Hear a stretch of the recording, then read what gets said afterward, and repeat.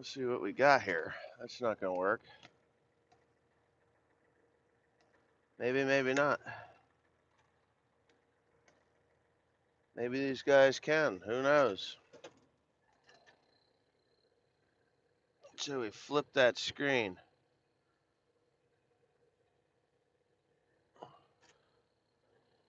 All right. Good morning, guys.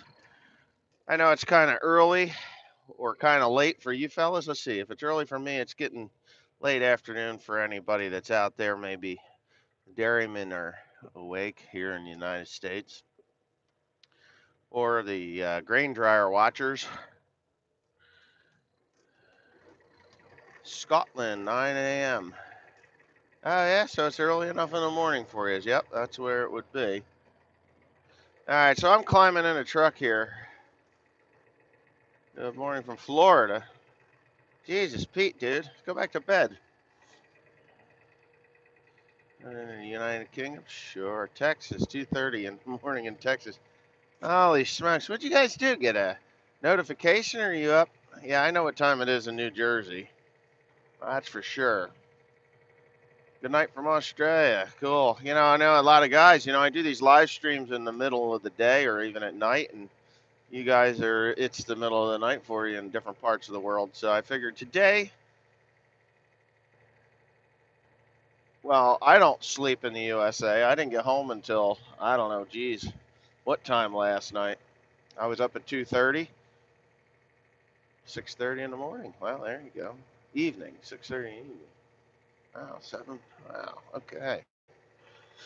All right, so here's the deal. I'm taking a load of hay to the composter today. I took one yesterday. That's why I didn't get a video up yesterday, because I started my day at 2:30 in the morning, or 2:20, 2:30, 2:40 in the morning, and didn't get done until, well, I didn't get home until 7:30 last night.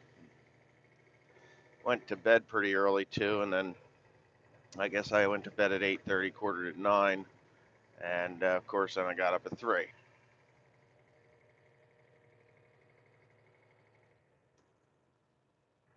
Yeah. So anyway, I figured I'd do this live stream for my overseas guys that are not out there, not here, not able to catch the stream because they're sleeping or, you know, doing other things. Yeah, the Australian guys for sure. I mean, you guys are about 12 hours off from what we're doing. It's 8, 10, 10 to 12 hours off. So this is the Mack truck. As you can see, I'm looking at the Bulldog's ass below me there.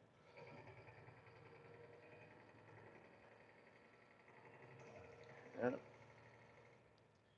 So yeah, Carl, he's ahead of me a little bit. I hope this thing is focusing. That doesn't look like it's focusing. Where is that thing? Yeah, it doesn't look like it's focusing. This is a new phone too.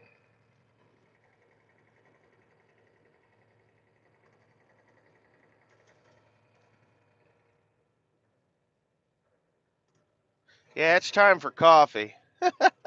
That's for sure. So anyway, yeah, we're finally looking at about 8 days of weather that is sunshine, so I might be able to get something done. The problem is that the ground is so incredibly saturated that I don't know if we're going to be able to get on. My 8530 is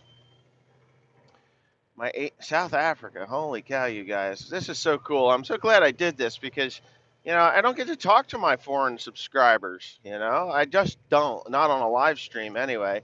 And I'm trying to read this. I probably should have put it up on the iPad instead, but you guys claim to have a hard time hearing me, and I don't have my headset hooked up to that. Wait a minute, I'm trying to catch a big farmer in a small way, a small farmer in a big way, just a riddle. Yeah, I guess so. I guess so. So, anyways, the 8530's on the mend. A little bit upset about what John Deere did. John Deere Company, not Deere Country, the dealership, but John Deere Company. You see, and it doesn't matter if it's Case, New Holland, IH, Case IH, New Holland. It doesn't matter if it's Agco, Massey Ferguson, Challenger, Fendt. It doesn't matter if it's Kloss. It doesn't matter what tractor manufacturer it is. When they're paying for a portion of a part, they want to be 199% sure that that part is what's broken. So they made Deer Country run tests on that tractor for 5 full days. I asked them if they found the tractor to have cancer or diabetes because they tested it so much, you know. So Greece, wow, Serbia, holy smokes, man, we're getting into it now. Yeah. So anyway, they did the test. Lo and behold, it turned out that it was exactly what Deer Country and myself had expected. It was the hydro. Yes, that is a red light. We are allowed to run those in New Jersey if you stop first. Um, Only on a turn though, a right-hand turn. So anyway, so they ran that test for 5 days, which is approximately 40 hours worth of testing. I don't know if they did the full 40 hours of testing. He may have did testing, clocked out, went to something else, came back, clocked in on that particular job. Ugh. But it is what it is, right? So they said it's a hydro, and of course the gal calls me from Deer Country, and she says, "Yeah." She said the mechanic says he can have it apart and back together in a day and a half, and it should be done on Friday if we get the parts on Wednesday. But we didn't order the part because Deere wouldn't give us the permission to order the part for that tractor until we had it properly diagnosed. So she says to me, she says, "Well, we could ship it the regular way, which is $60 to ship it from, I believe, Syracuse, New York, down to Pennsylvania, or you can pay the extra day, which is today, obviously. We can have that tractor back together on Friday, so you can come pick it up. If it all goes together the way it's supposed to, by Friday, you can pick it up on Saturday morning."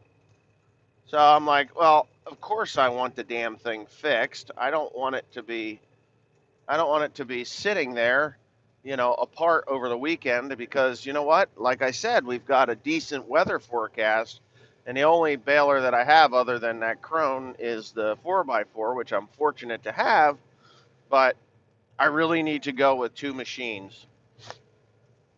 So that's the deal.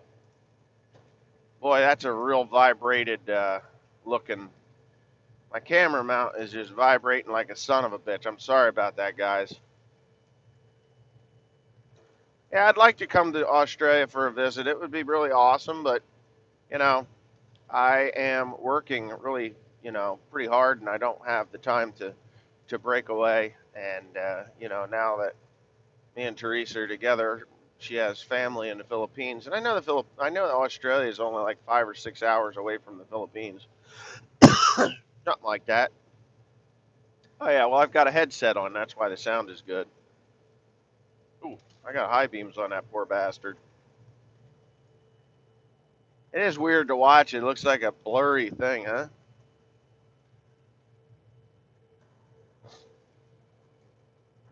New Zealand, I would definitely come down to see the Kiwis. I think that'd be cool.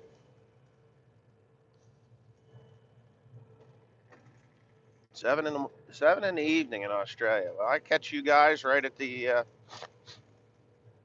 bedtime. I get well, not bedtime, but in the afternoon. I don't know. How's the light down there? Is it right high in the sky or what?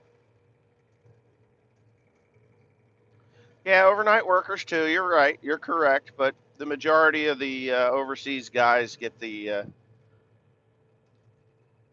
Well, I'd like to see Ireland too. I just love to go see new places. If you didn't know, and Ireland would be really cool. I loved England and the Welsh border. What a beautiful, beautiful part of the world. I don't know. I just felt at home in England. You ever go someplace and you're like scared out of your mind? You're like, oh my God, I don't know why I'm here. And then you go somewhere else and you feel like you left there a long time ago and never returned. Then you feel at home when you get there. Well, that's how I felt in England along the Welsh border. It was just like, wow, this feels like I should be here. It was really weird. And I've never felt that way anywhere else but home in New Jersey, but that was really cool. No, I'm not headed to work. Maybe you're headed to work. I'm at work. Today's my day to drive.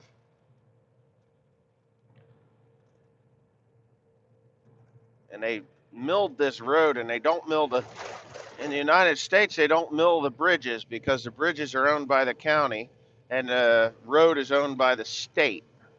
So when the state does one job, the county can't get it together to do the job together, so they can't pave over the bridge.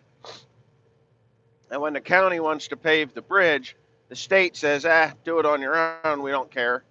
So then they got this. It's always bumpy on the bridges here in New Jersey because they're owned by two different government agencies. Isn't that stupid?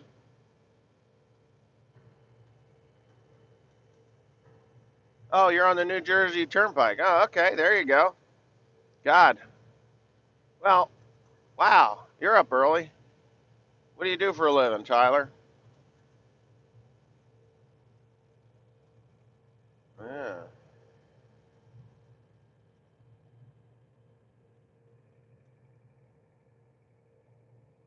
No, oh, California. Wow. There you go. Construction. Okay. Well, there you go. There you go. So I was watching Hoodwinked by an Angel here yesterday while I was driving this truckload, and I know a lot of guys out there that don't like him. I find him to be a rather funny and comical guy. He's passionate. I'll give him that. He is one passionate individual, and I'm glad he watches my channel. And I like his channel too. Because he's in the Philippines and stuff. But he was talking about Donald Trump yesterday, and I have to disagree with him on a couple of points with Donald Trump. Not that I think that Donald Trump is a douchebag, as he says, because I know he's a douchebag. But I really honestly think that Donald Trump has the best interest in the United States on the forefront of his mind. I don't think he is, here to mine the people of the United States, sell out our industry and everything that we have here, like our uranium to Russia, which somebody should go to jail for that. But, hey, it's the world we live in. But he was saying that Donald isn't going to build the wall. He's not going to build the wall, and he's not going to do voter registration, two things that he promised during his campaign. Well, I believe he wants to build the wall, and I do believe that he will build the wall. The problem with the wall is he is being met with such an incredible opposition, and I'm basically talking to Michael right now.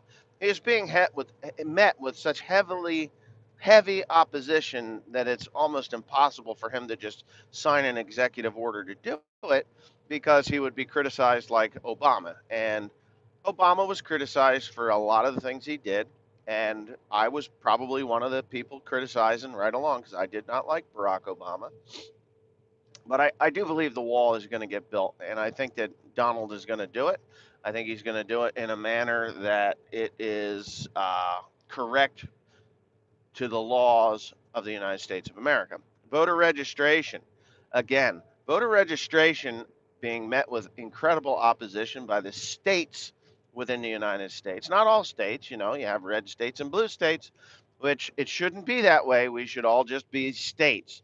And the people of the United States, are either red or blue, if you want to call it that, which again shouldn't be.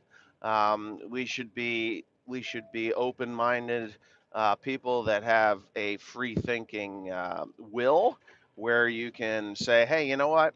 I don't like the Democratic Party today, day, I think I'm going to vote for a Republican. And there are some non-sheeple out there that will do that. I myself am one of those. I have never voted for a Democrat because I've never found one that was worth his or her weight in salt. I voted for independents and I have voted Republican. I was never registered a Republican until an election not that long ago, but it was a primary election, and in order to vote in that primary, I needed to declare a party. So that was what I had to do at that time. But I am technically a registered Republican, but I find myself to be a non-registered. I'm a free floater. I'll vote for who I feel is best for the job. But I'm about done with my political rant here. So, Michael Fazio, if you can disagree with me and I can disagree with you. I still like you, buddy. And one of these days when I get down to Bahal, we'll hook up. But do you ever watch Gun in Wyoming? No. See, I don't watch TV. I watch a little TV, and when I do watch TV, my friend, it's usually a murder mystery show. A lot, Discovery ID. I really enjoy watching that because I guess I could say because the reason French farmer YouTuber managed for 30 minutes meeting with the French president. Do you plan to meet Mr. Trump? If Mr. Trump would visit with me, I would definitely 100% shake his hand and have a deep, in depth conversation as to agriculture. Because all presidents in the United States, I feel, have been misled by people in their cabinet as to the state of agriculture in the United States. Doesn't matter from the lowly mulch grower to the high and mighty corn grower. It doesn't matter. We're all in a pickle. We are. It's difficult. We are the most underappreciated, most valuable asset that the United States and the world has. And don't let anybody tell you any different.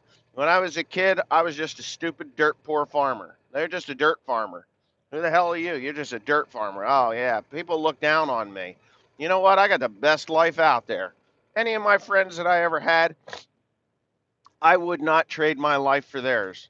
Even the most wealthiest person in my age bracket, I would not trade my life for theirs. It's hard. Don't get me wrong. Farming is not a day at the beach. It's not a night at the amusement park. It is work, work, work. And there's that yellow light. Let's see if we can make it red. If you are afraid of work, sorry, go get a day job. Go down, go to college, spend 4 years, 8 years, however many years it takes to do what your second passion is, and go do it.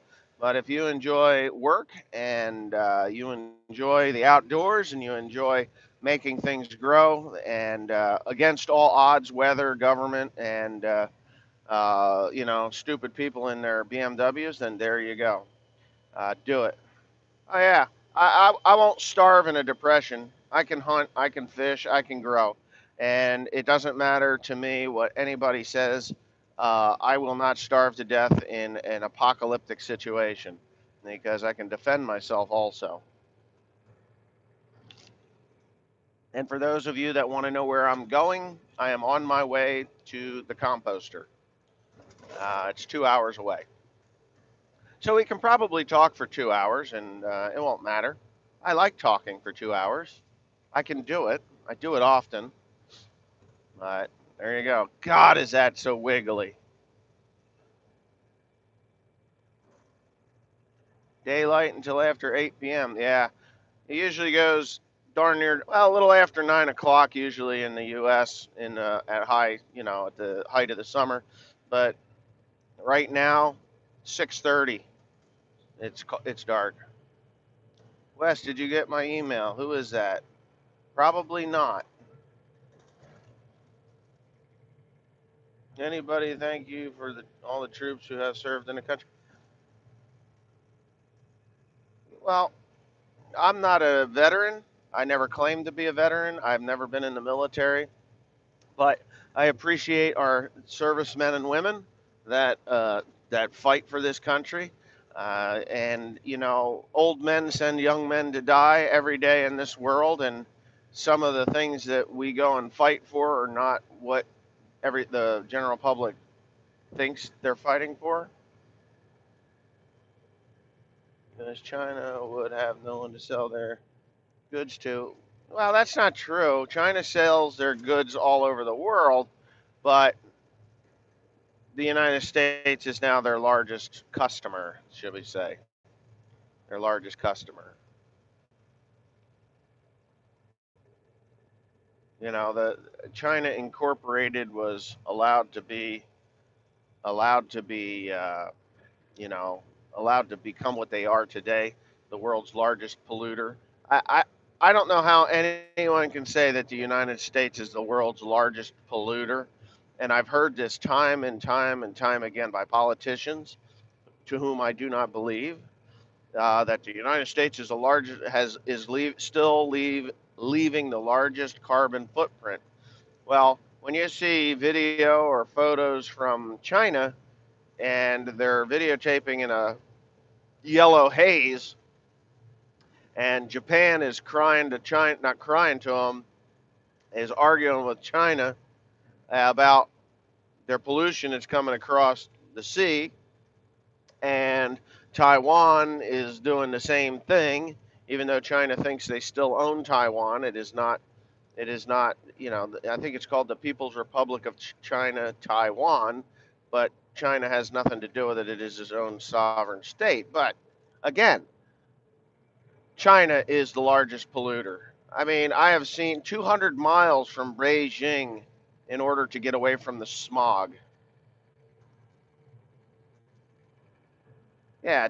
Oh, yeah. The population of China is enormous, but the people of China don't have all the amenities that it's industry. I mean, these industry they take a pipe, pump it out of their factory into the stream where the lowly Chinaman is fishing to feed their families because they can't afford anything. And China's economy has grown, but it doesn't, you know, out in the countryside, they're just as poor as they ever were. We're farmers, you know, looked down upon, frowned upon farmers.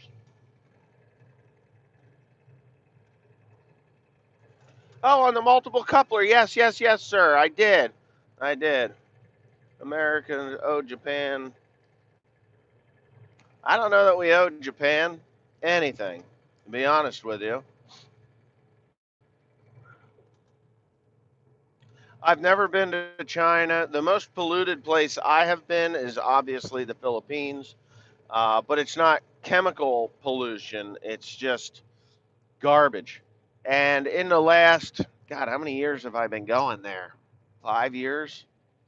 The last 5 years that I've gone to the Philippines, I started in 2013, but in the last 5 years that I've been to the Philippines, it has cleaned up tremendously. Good morning, farming and fabricating. I've watched some of your stuff. You do a pretty good job. You do a good job. Yeah.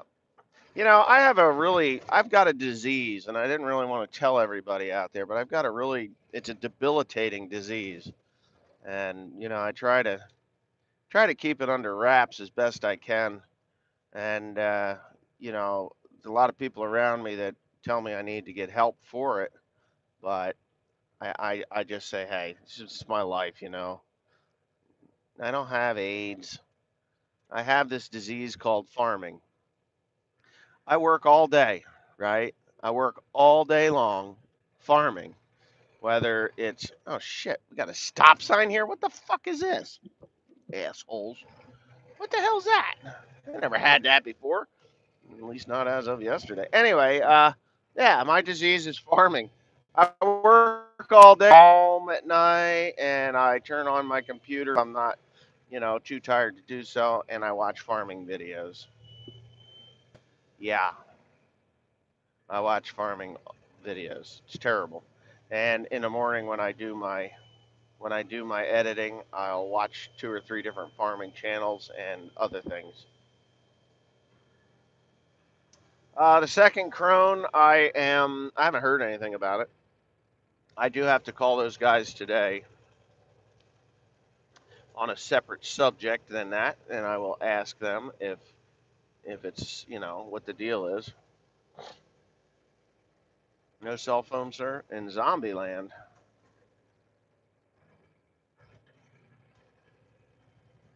Thank you. I'm glad you like my videos. I mean, I like to make them, sometimes. How's the family? Well, doing okay, I guess.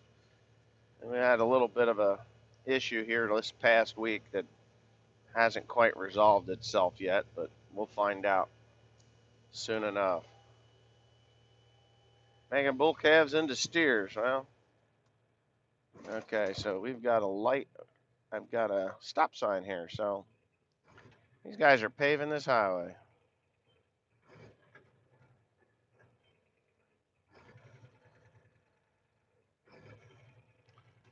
Farming is a disease. I love that. It's so true, man. It is. You just can't get it out of your blood. A lot of guys that leave the farm come to my channel and tell me how they wish they had never left the farm. And it is really the disease. It's generational, though. I mean, you get a generation away from the farm, and then, that person that left the farm's kids are like, "Why would you ever do such a stupid thing?" It's a hard work, Dad. Why would you, or Mom? Why would you ever do that? You know, it's kind of funny. Personally, I think it's really funny when children of a ex-farmer or whatnot, they're like, "Oh yeah, my dad or my," they feel that there's common ground. Here's one that'll really impress you. And I get this all the time, not all the time, but rather often. I get a phone call from someone and they're trying to sell me some kind of crap, and I was like, you know what? I hate telemarketers. And I'll talk to them every once in a while. One time, and I'll tell you this little story. One time, I was combining soybeans, and it was my largest field. It's 53 acres, and it's like 53-acre field. I had the TR96, and I'm going along, and they're short, so I have to go slow. And I talked to that man for 3 hours as to what he was selling me. And he comes and he's like, well, yeah, he says, he asked me what I did for a living about 20 minutes in. I said, well, I'm a farmer. I'm actually working, right now. I'm combining soybeans, blah, blah, blah. And he comes out with, oh, yeah, my parents were farmers. And they left the farm when I was born for more money because there's no money there. And I know what it's all about.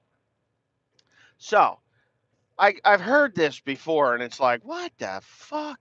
You're telling me that your mom and dad left the farm when you were born for more money, and you know what farming is all about. Wow. I've been farming for my entire life. I don't know what it's all about. And this dude, okay, so what are we doing here, man? Are we pulling in? We're going there? Okay, we're just going to do this. Yeah, that was a interesting bit of weirdness. No turn signal, just 4 ways. Anyway, yeah, and I didn't even hit the cone. So when you have somebody that says my parents left the farm when I was born, and and he knows all about farming, he's either got telekinesis or he's just a fucking wanker that's trying to sell me something.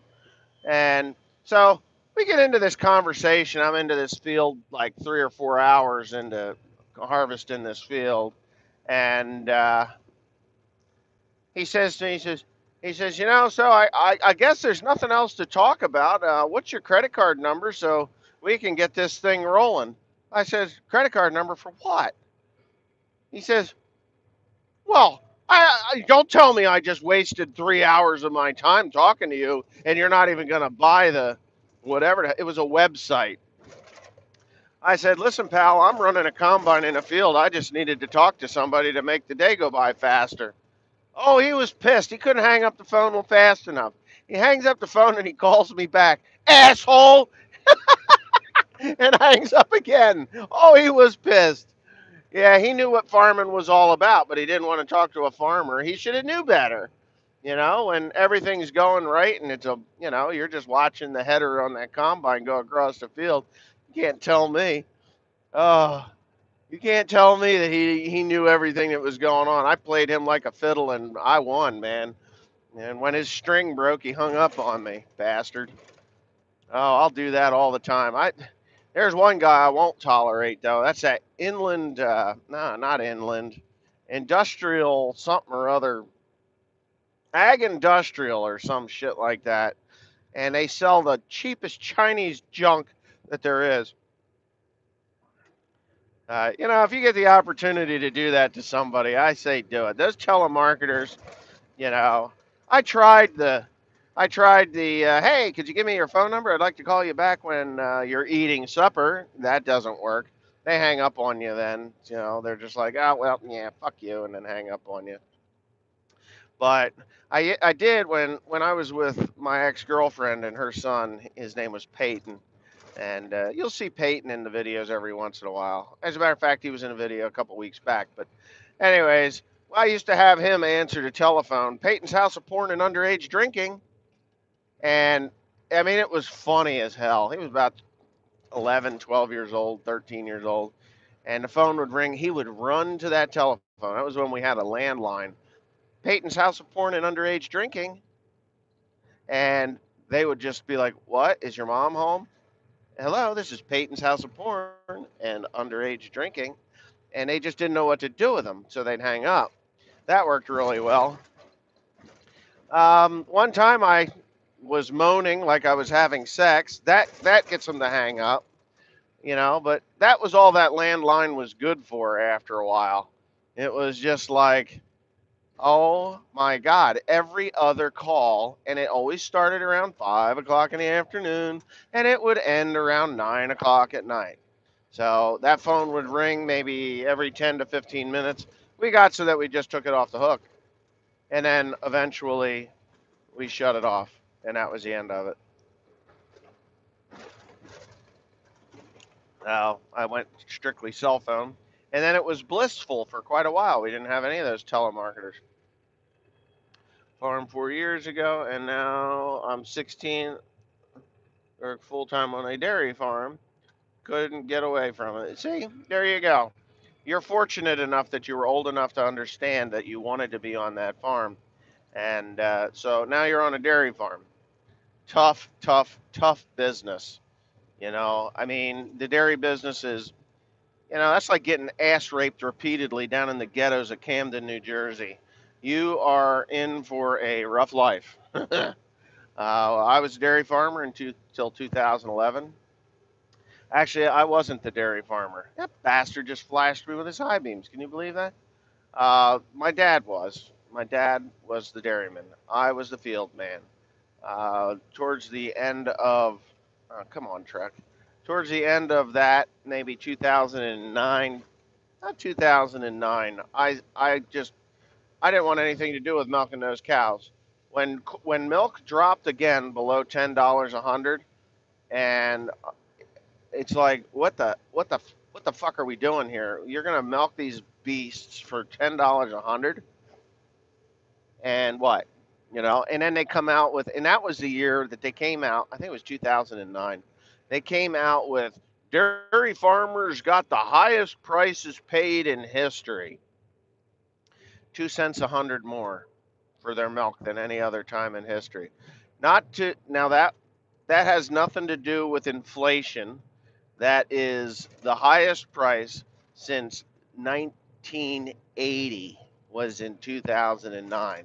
Now everything else is doubled, tripled, quadrupled, even quintupled over 1980 prices, and they have the audacity to announce on public television like CBS, ABC, the state of the nation and our dairy farmers have made more money this year than any other year or time in history. Yeah, by 2 cents a hundred. 2 cents a hundred. Well, back in 1980, you bought a bag of seed for 45 bucks. Seed corn, $45. You bought a ton of urea for the same $45. You could grow. Yeah, try to buy urea for $45 a ton right now. You know, we used to get ammonium sulfate for $30. You know, when I was a kid, $30 a ton. My dad ran the wheels off of those old GMC trucks. Oh yeah, it was ammonium sulfate out of Fairless or yeah, Fairless and Bethlehem Steel. That's where he got it from.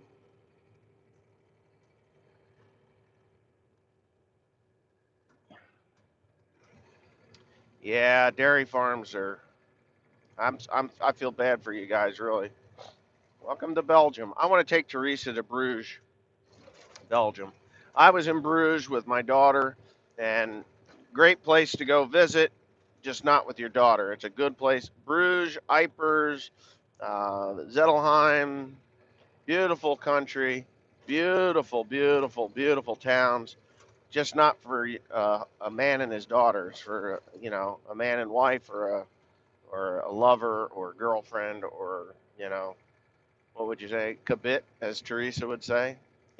Leave your wife at home, take your girlfriend. You know, don't do that. Not smart. Not a good way to end your life. Slovakia. Oh yeah, I did that 23 and Me, and apparently I have a lot of Slovakian in me. It's kind of crazy. I should go over that with YouTube. It's really cool to my ancestry as to where it is. I was always Hungarian. You're a Hungarian. I am more French and German than I am Hungarian, but I'm also more Slovakian than I am French and German.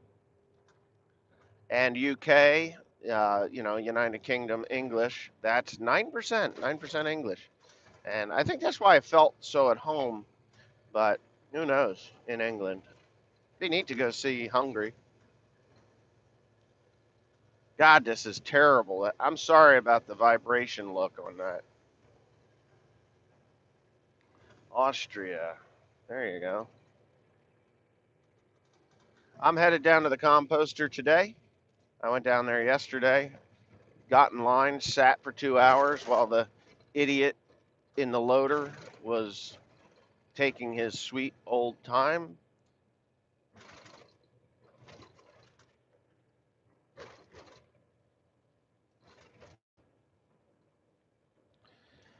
Well, I tell you what, when Obama was president, and I hate to get into this political thing again because it doesn't do anybody any good. When Obama was president and gasoline hit those all-time highs, and it did, was cheap before. Now this is how a president gets elected. When a oh, that's the cop. I'm not speeding. I'm actually going the speed limit. When a political party is, pushing really hard to get their man, their guy in the big office over there, they uh, they work really hard at getting the price of fuel down.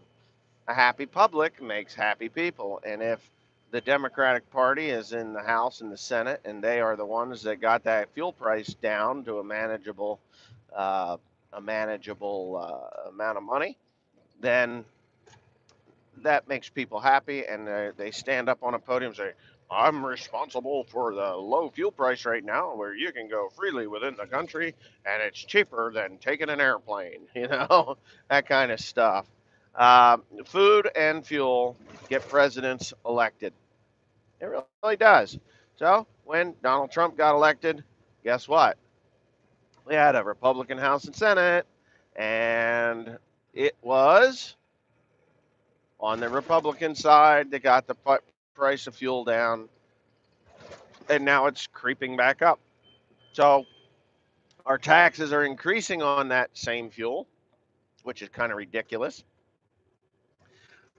Diesel fuel, 7.9 gallon, which is 40, 40 or 50 cents more tax than it would have been uh, before the last governor.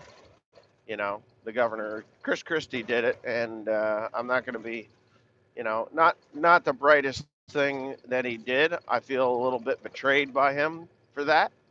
But you look at it and he's like, well, you've got a pension fund that is depleted and bankrupt, and we got to pay it back somehow. So they tax the people more.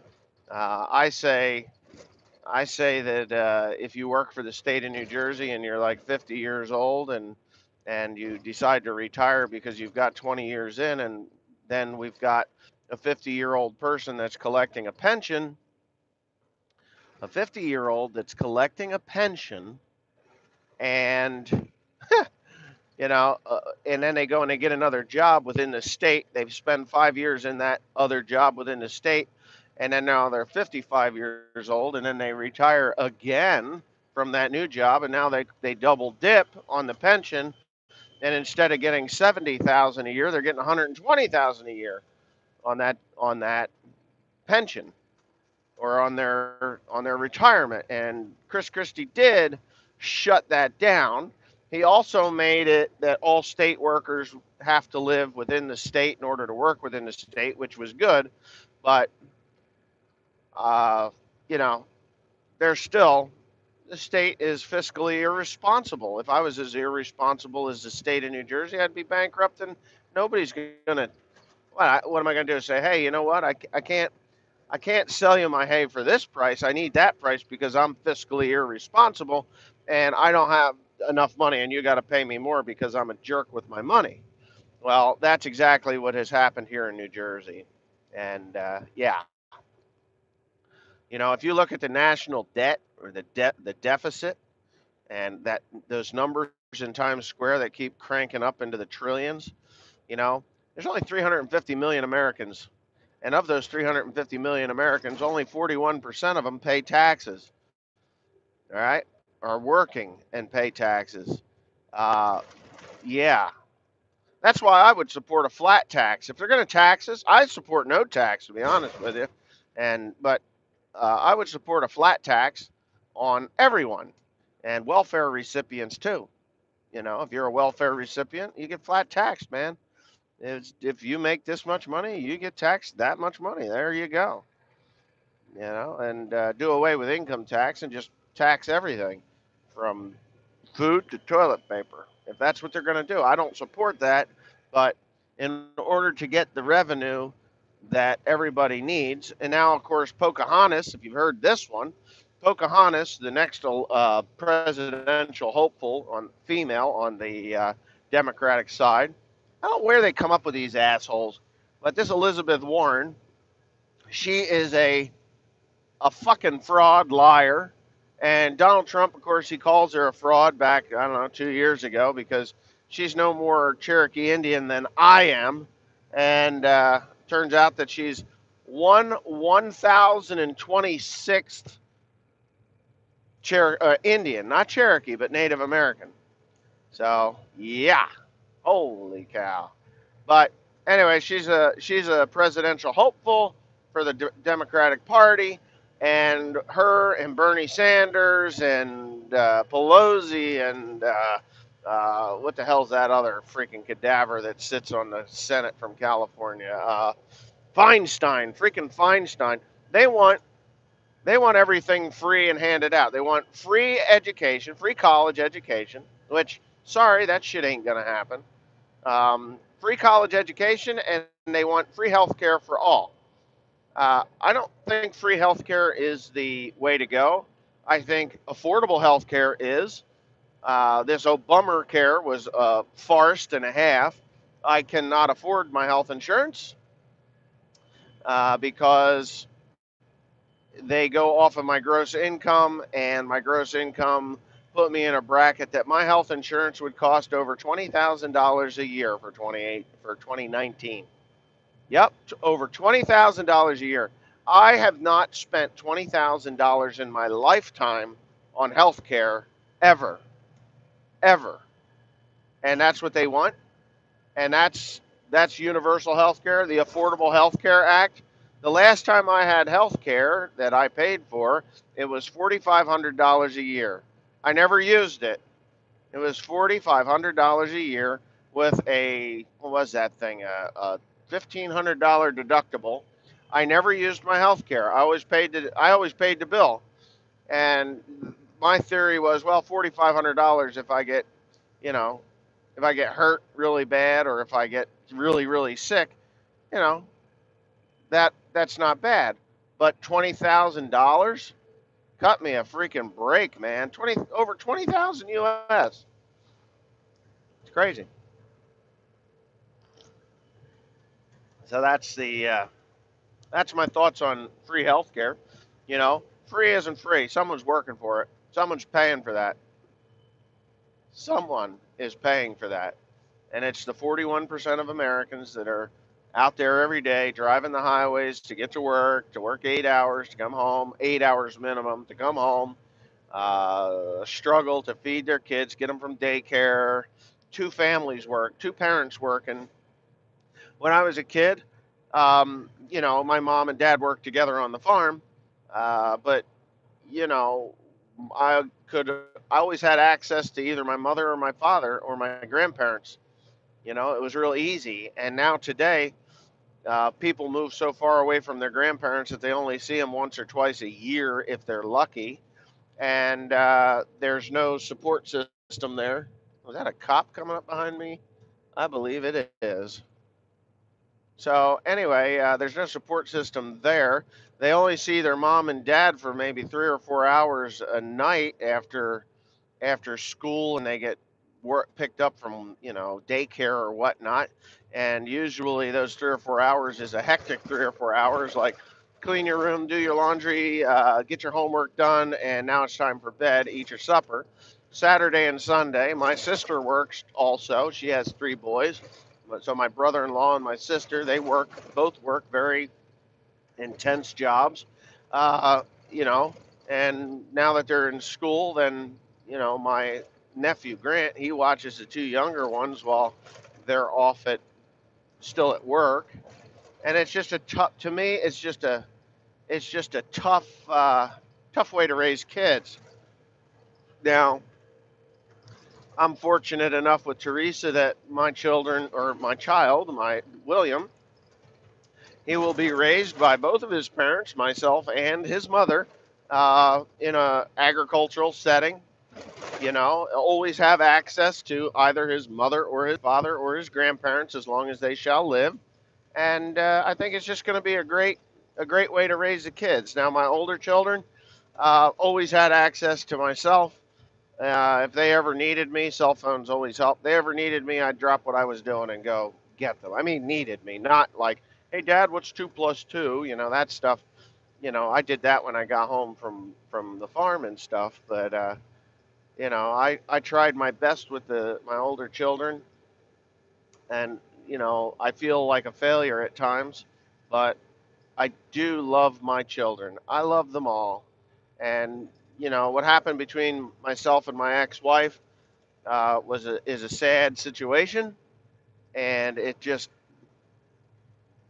I'm pretty sure I'm pretty sure I've said this on video before, but it's a sad situation. And in 2015, when the world kind of came to an end for me there for a while, and I was dealing with my ex-wife suing the shit out of me and taking Haley and Joe away because of selfish. I don't even know what the hell you would call it, but she's just, you know what? If ever there was a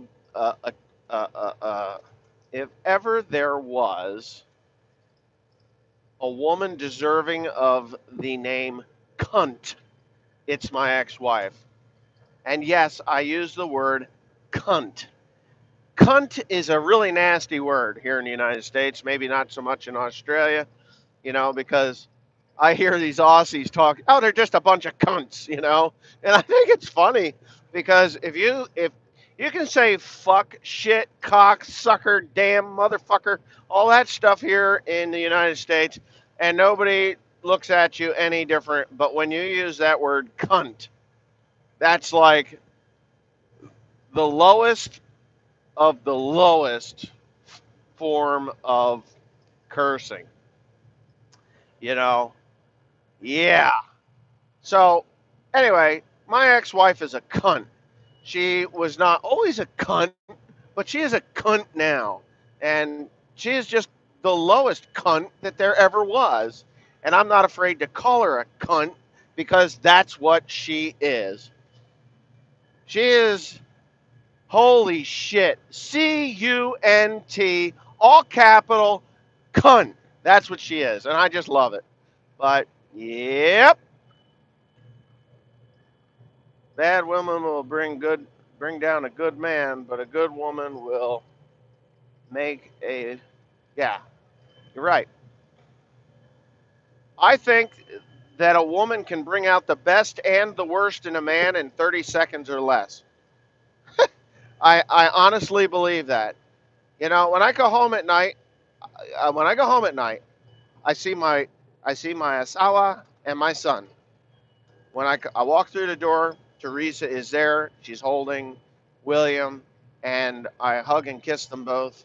I feel like it's I'm back in the 1950s. What the hell was the name of that show? Leave It to Beaver, or even oh God, what the heck was the name of that television show? Anyway, doesn't even matter.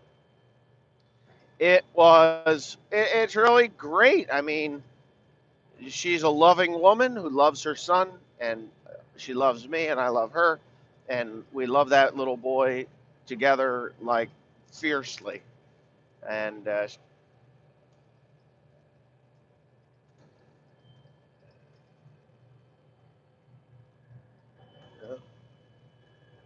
Ozzy and Harriet. Yeah, there you go. Ozzy and Harriet. Now there was another one, My Three Sons, and now there was another one beside Ozzy and Harriet. It was, and it wasn't Ralph Cramden. It wasn't Ralph Cramden. What the heck was that called? The Honeymooners? Was that the Honeymooners? Yeah, it wasn't them because, yeah, what the heck was that? Yeah, I think it was the Honeymooners. That was funny. You know, way to go, Ralphie boy. You know, hey Ralph, you want to suck my dick? You ever hear that Eddie Murphy skit on that? If you young kids don't know what funnier than hell is, you got to go see Eddie Murphy when he's wearing that orange jumpsuit, standing on stage, doing his best Mr. T impression. Hey Norton, why don't you come down here? You know, holy shit, that was back in the 80s. Funny, funny stuff. You know, back in the 80s, we're going to touch on a little bit of political stuff here. Politically correct, not political, but politically correct television shows. Here's another one that you probably have never heard of if you're overseas, but Sanford and Son. Sanford and Son was one of the most funniest shows I have ever seen and did not understand when I was a kid uh, how they were allowing this stuff on television was just amazing. And All in the Family was another one. That guy made that guy made fun of Polacks and whatever.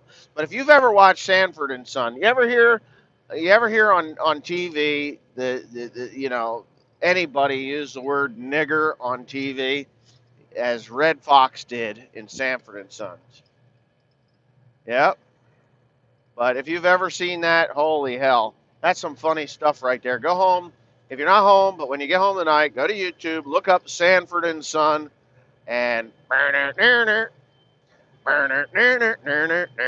about a junk man, two junk men, father and son, and his sister-in-law.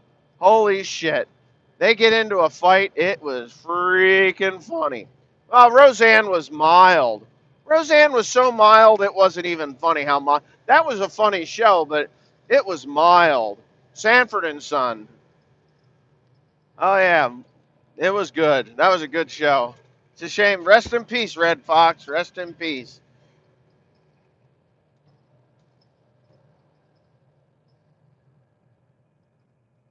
I never saw The Field. No. I don't watch TV, guys. I really don't. Not much. I watch murder mysteries when I watch TV.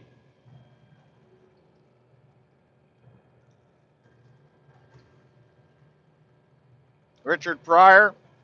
Well, Richard Pryor, yeah, he was pretty funny. I wasn't a huge Richard Pryor fan. You know, I mean, it's a shame what happened to him. He had multiple sclerosis. I think that was brought on by heroin abuse. But yeah, he cursed a lot. But Eddie Murphy, Oh, but Richard Pryor didn't have a primetime television show. I mean, you get Red Sanford, or yeah, Sanford and Fred Sanford. Ah, what the hell was his? Hold on a second. I'm gonna have to. You guys are gonna have to hold on here a second. Are we still on here, guys? Can you hear me? Orientation is locked. Come on.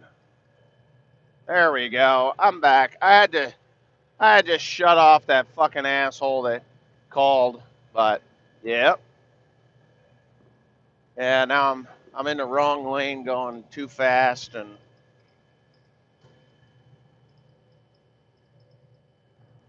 yep.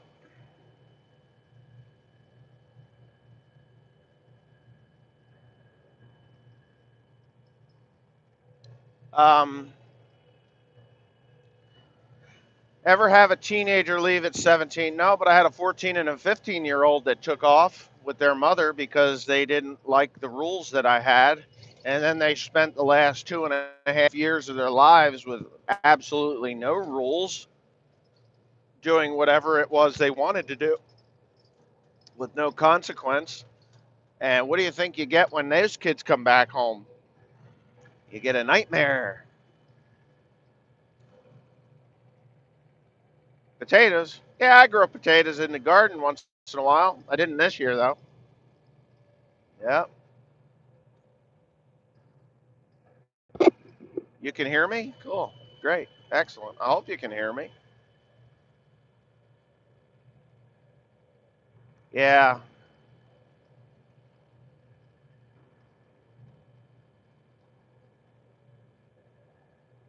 Lamont.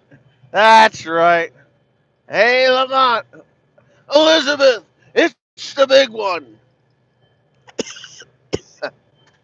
I can't even do that anymore. Nah, it wasn't Eric. Eric is not the troll. Eric is probably tucked in nice and snug in bed, you know? Yeah, 8530 is probably split apart today. The part was coming today. They told me it was a day and a half to split and split, repair, and put back together. So I expect that Friday afternoon that thing will be done. So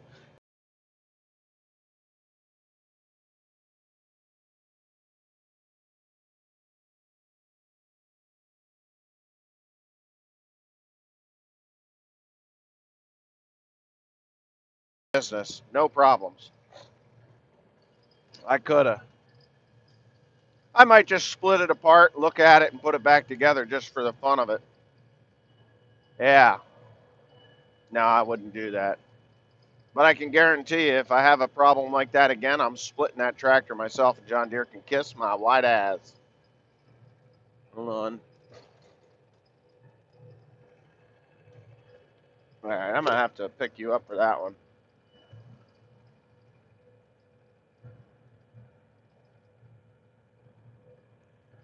I don't know what the heck that was. How many kids do you have? How many kids do I have other than Timothy and the baby boy? Okay, I have 4 children. I have four children that are my own children, and one that I call my son, and he's not my son, but I love him anyway, and that's Peyton. Peyton is the only one that is not my son, but he is my son. He's a good kid. He is a good kid. He's got a couple of things that I don't like that he does, but you know what? I was informed that he's not my son, and there's nothing that I can do about that. I thought that was kind of disheartening and upsetting, but you know what? I still love the kid. I still love the kid. But anyway, so Timothy is the oldest. Haley is my daughter. She is the second oldest. Joseph is the former youngest son, and of course, then there's William. William is my little guy. So that's how many children I have. And Peyton is the one that is not biological. Why the drive in the dark? Because if you knew where I was going, you wouldn't want to drive there in the daytime. It sucks. Driving down here early in the morning, and I'm late. I'm about 45 minutes late from what I did left yesterday, and the traffic is already picking up. So I'm going through Philadelphia, Pennsylvania. So it's kind of a quagmire of shit. Yesterday I left at 3 o'clock, and yeah, I left at 3 o'clock, and I zipped right down through here with maybe one or two cars and trucks. Now it is, what time is it now? I don't even know what time it is right now. But yeah, what time is it now? It's got to be 4:30, I would think. I don't know. You guys tell me, what time is it? My phone just says I'm live, but I'm on the east coast of the United States, going into Philadelphia, Pennsylvania. Okay, so it's 4:52. You see, this is when shit starts getting congested.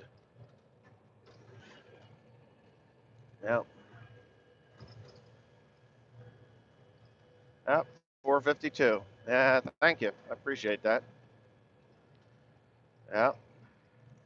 But yeah, so when you're going through Philadelphia, which your guys are going to go through Philadelphia with me, it's always fun. I hate traffic. You know what's the worst part of traffic is it costs a lot of money to be sitting in traffic. Not for my time, but for the fuel. Because you're on the brakes, you're stepping on the gas. You're on the brakes, you're stepping on the gas. You're on the brakes, stepping on the gas. It's hard on the clutch. It's hard on your knees. It's hard on the fuel. It's hard on everything. So if you leave early, you can sing right down through here. My uncle got a Ford anyone and still going strong for the small stuff he does. 100 acres bought, and yeah, well, I followed you right from the start and watching your children growing up. Well, wow, PA dairy farming, PA farm guy, PA. Does that say PA farm guy? Duh farming guy, the farmer guy. There's when I started this channel 10 years ago. Uh, I really only started the farming aspect of this channel in 2009, but I did have some pictures, some videos of my kids. I think I had Hurricane Hannah up in 2008. It was just what a pain in the ass it was back in the day to upload to YouTube. It was not nearly as easy as it is today. It took, God, I want to say it took 3 programs to get it rendered into YouTube. It would take 2.5 hours to upload from my location to YouTube. And then once you got it uploaded, then you had to go back into YouTube and do all of the tags and all, to actually put it live. It took a lot of time. It's nowhere near as much as it is now. There is no bypasses around Philadelphia.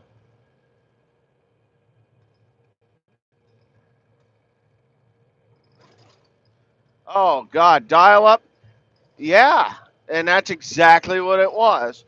I don't remember when they stopped with the dial-up tone when you went onto a computer, because that was the telltale sign that you were on the computer, and you couldn't sneak that past your wife. Now you just open up the computer and you're already online. But back then you had to dial up, dialing, and then you had all that fax machine noise you had to deal with.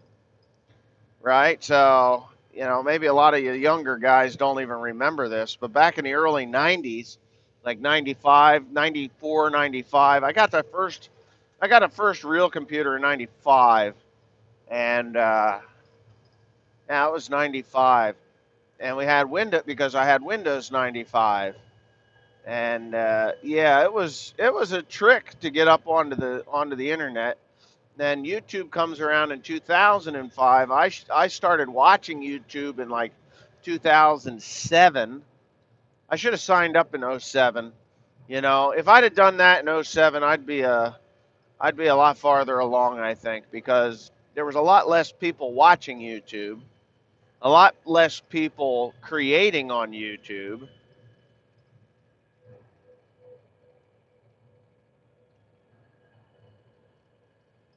Yeah, that's the sound it made.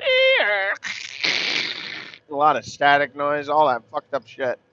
And then, America Online, which everybody thinks is gone. America Online is not gone. It's changed names like 3 times in the last 10 years. So AOL, You've Got Mail. They actually made a movie, You've Got Mail. It was I think it was about a bookstore that was being bought out. Tom Hanks and who's the blonde broad? Meg Ryan. They made a lot of movies together. I think there was some kind of an affair going between them two.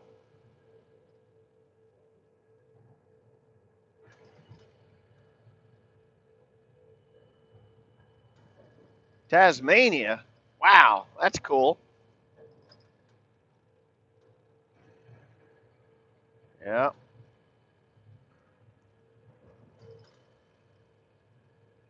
Yeah, 10-4, good buddy. I need to do a 10-100 if anybody knows what that is.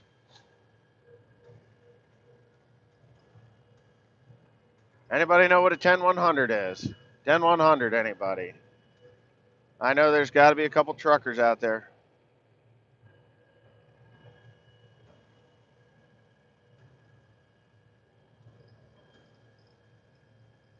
Take a leak. There you go. Thanks, sir.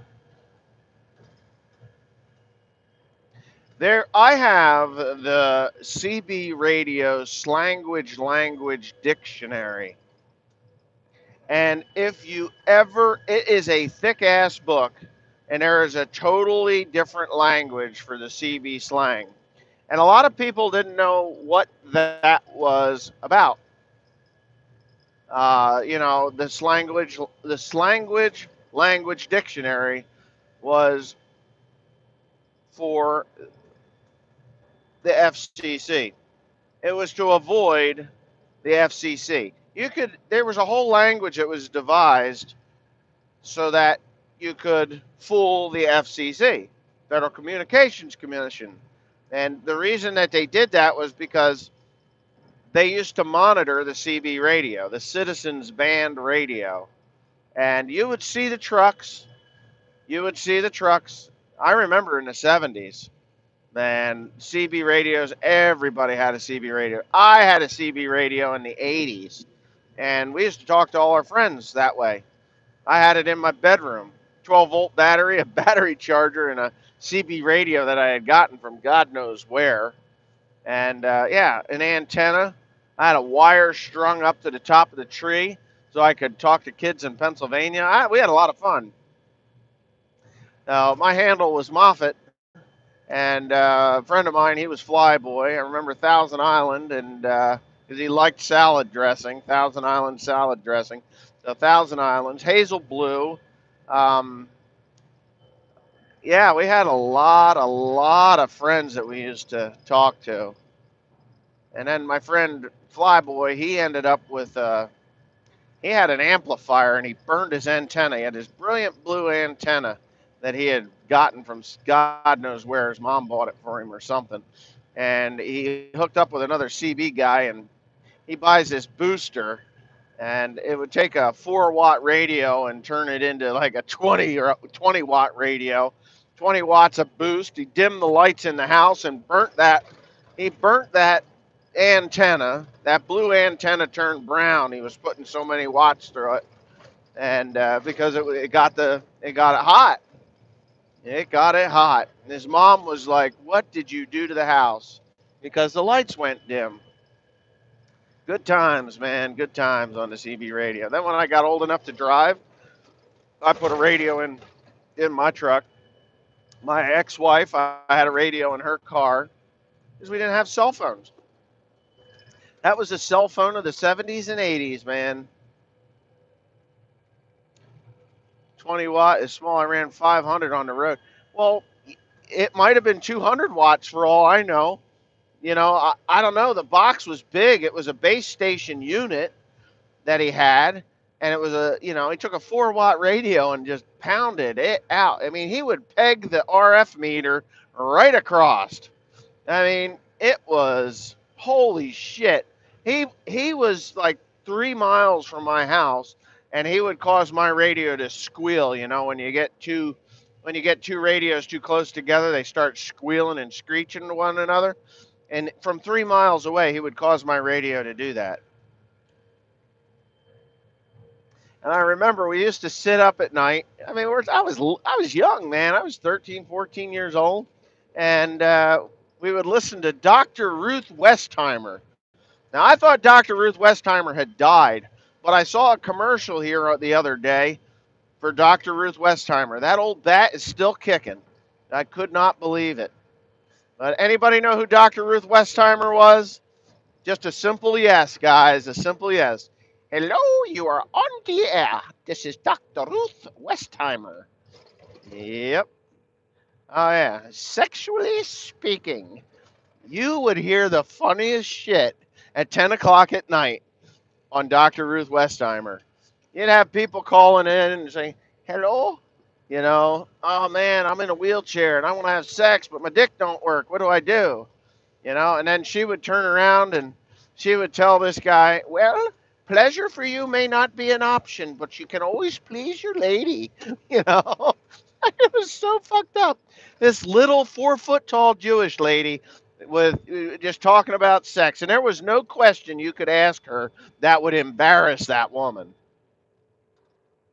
Oh yeah, Dr. Ruth. And if you're in your 40s and you didn't listen to Dr. Ruth Westheimer, you were no damn good, man. You were a queer.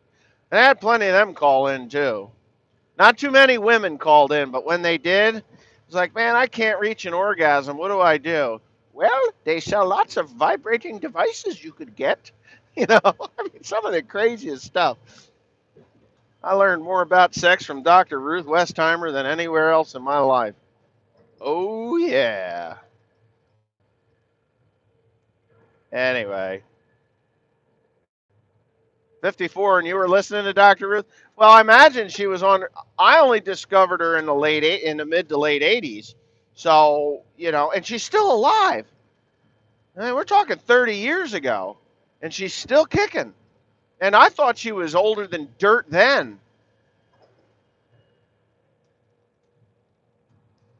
Still doing commercials, but I don't think she does the talk radio anymore.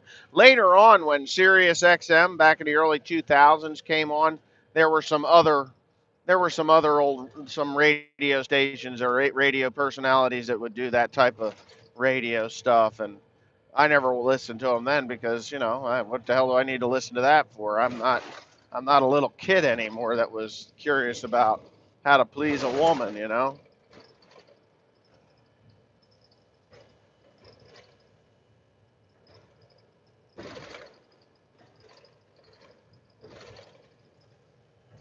I can't read it. If you see the vibration in this camera, you'll understand that this road is not conducive to reading comments. I'm really sorry, but she was retired Israeli sniper. That wouldn't surprise me at all. Nothing would surprise me in this world. Oh yeah, no, they ground this highway down, and it's actually smoother than it was. It's a one stack Mac with a shack in the back. You bet.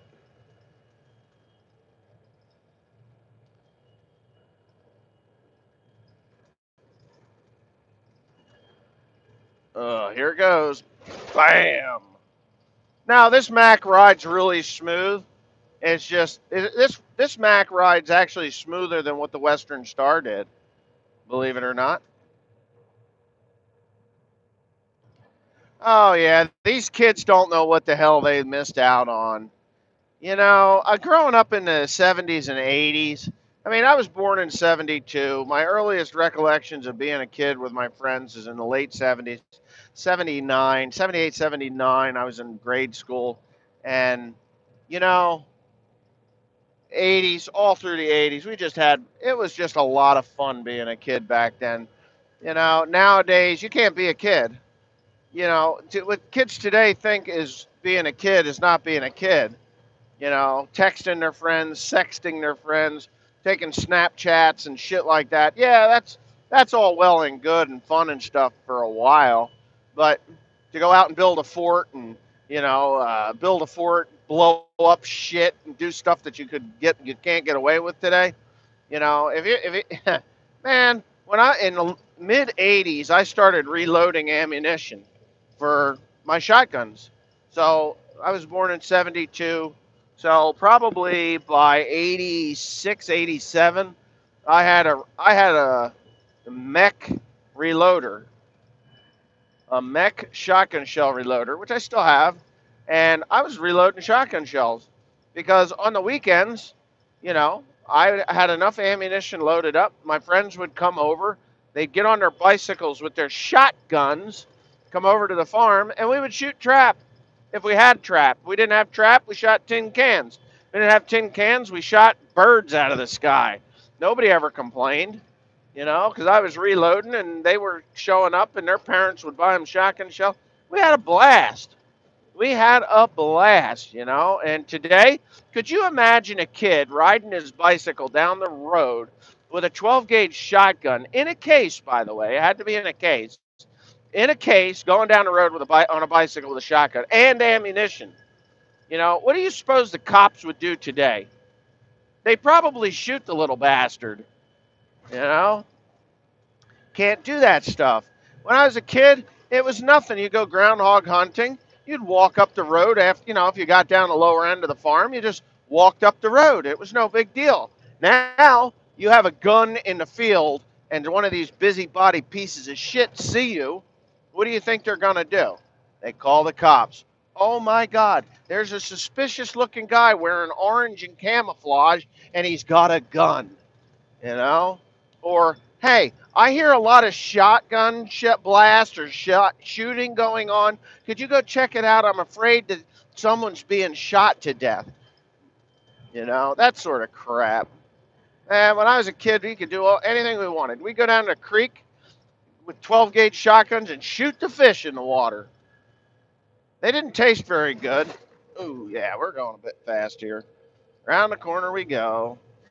And there's one thing in the United States that they haven't figured out is to slope the highway the right direction for the speed that you're going. I swear to God, these roads are sloped the wrong way. And it's weird. You go to other parts of the world, and they're not even allowed to have a gun. And I'm like, I got guns. I got ammunition. I like to shoot. I like to have fun. What I don't like is the way the world is turning.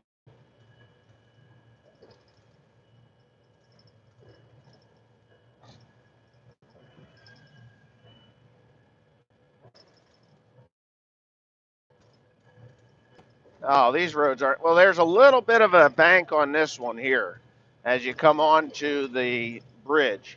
This one they banked. But back there, it's flat as a pancake. It's like, who the hell builds these fucking things? If you put a bank on the road, you don't have to worry about people sliding off in the wintertime as much. But this right here, you can see a slight bank to it. This is a slight one. The other thing is a banked road, the water runs to one side. You don't have to worry about it pooling.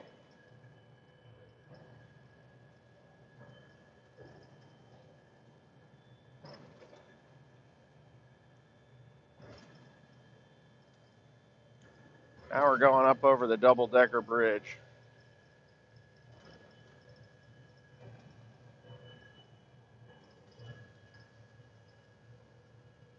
Da, da, da. Yep.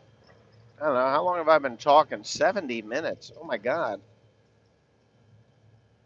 Yep, yep.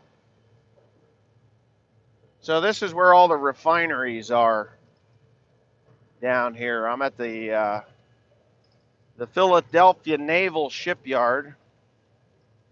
I don't know when I'm coming back to the United Kingdom. William being born kind of put a damper on the pamper for us traveling as much as I'd like to. And, I got a lot of work to do. I was planning on coming back this fall, but the summer just wasn't here. I've got Black Dog was a cool film too, by the way. The most ridiculous part of that was when he jackknifes the trailer and or truck and trailer, and it's supposed to disconnect the trailer. That was such a load of horse shit. It wasn't even funny. But anyway, yeah.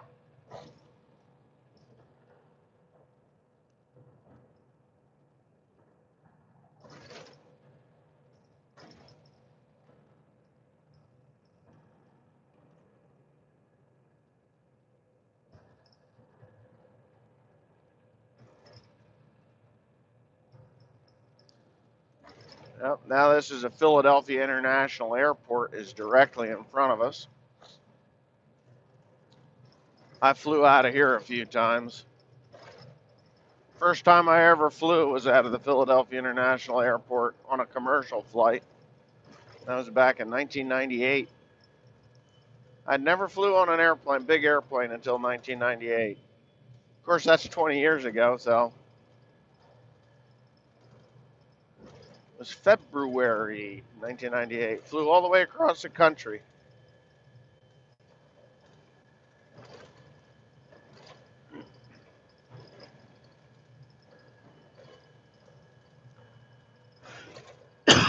Breast augment event.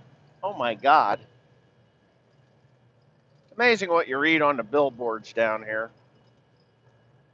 From lawyers to breast augmentation to lawyers about breast augmentation gone wrong. Wow, that's crazy. Hi from Australia. You Aussies are on here pretty good.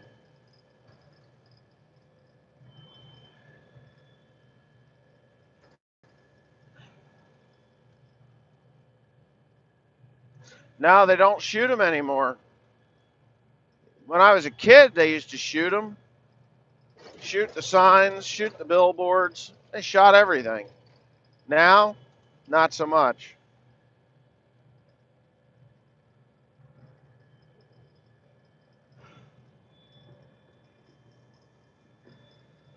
No.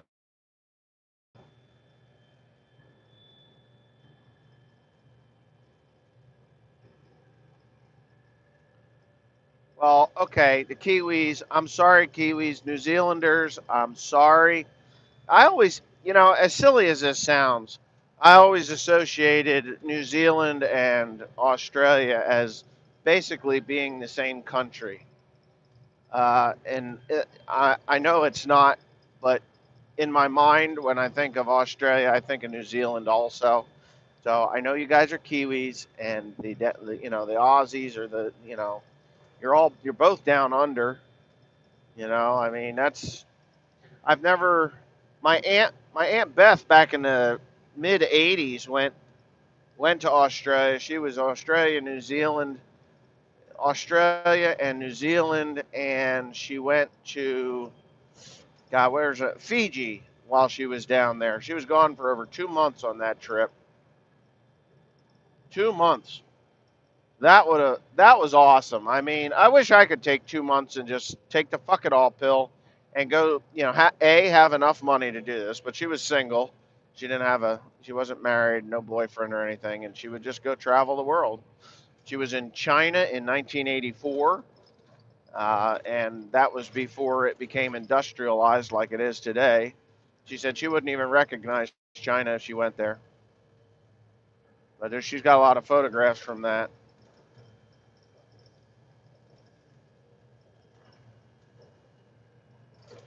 Yeah.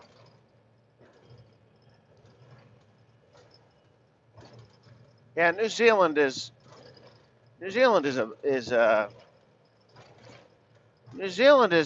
little known country, I guess. I mean, it doesn't make the news. It doesn't have a political influence like, say, the United States. I mean, I went to England back in 2016.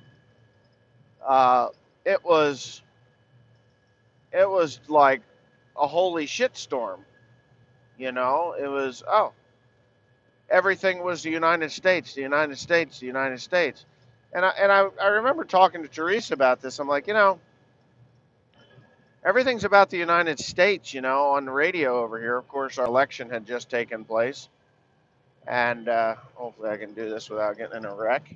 Everything was about the election, and I just kept thinking to myself and talking to Teresa, and like, why don't these people just worry about what's going on in their own country instead of worrying about what's going on in ours? It was such an eye opener to me as to how the rest of the world views the United States almost as a demon country. When I was in the Philippines uh, in 2015, yeah, it was 2015. Barack Obama this, Barack Obama that. Well, wow. It's like here we are. I am on the other side of the world. It's 2015. I was supposed to be in Taiwan for a week and a half, a week, and then the other week I was going to spend in the Philippines because I just love the Philippines. Taiwan is a lot cleaner than the Philippines, but it's. I was going to ride motorcycles with M13, and if you remember M13 or Scott, he was in a motorcycle wreck. If you know who M13 is, M13 is a motorcycle vlogger from Canada that lives in Taiwan for the last 20, 25 years. He's lived there a long time, and I like his channel. I watch it still today, even though his channel is pretty much all but died. I'm still one of his loyal watchers because I would actually like to go and be, take a motorcycle ride with Scott. So I don't need to be on that road. Um, so he had gotten into a motorcycle wreck, and I ended up back in the Philippines, and it was all about the United States on the TV. Like you go back to the hotel room, and it's all about the United States, and you know, at that time it was, trade, the decay in the trade with the United States is forcing the Philippine government to go and, source their goods from China and Russia, you know. And then when Donald Trump was elected, then it became, then it was two different leaders. We have Duterte there and Trump here, and you know, it was Duterte telling Donald Trump that he would meet him in a ring for a boxing match. I mean, nobody wants to see two old men with boxing gloves fighting in a ring. I don't.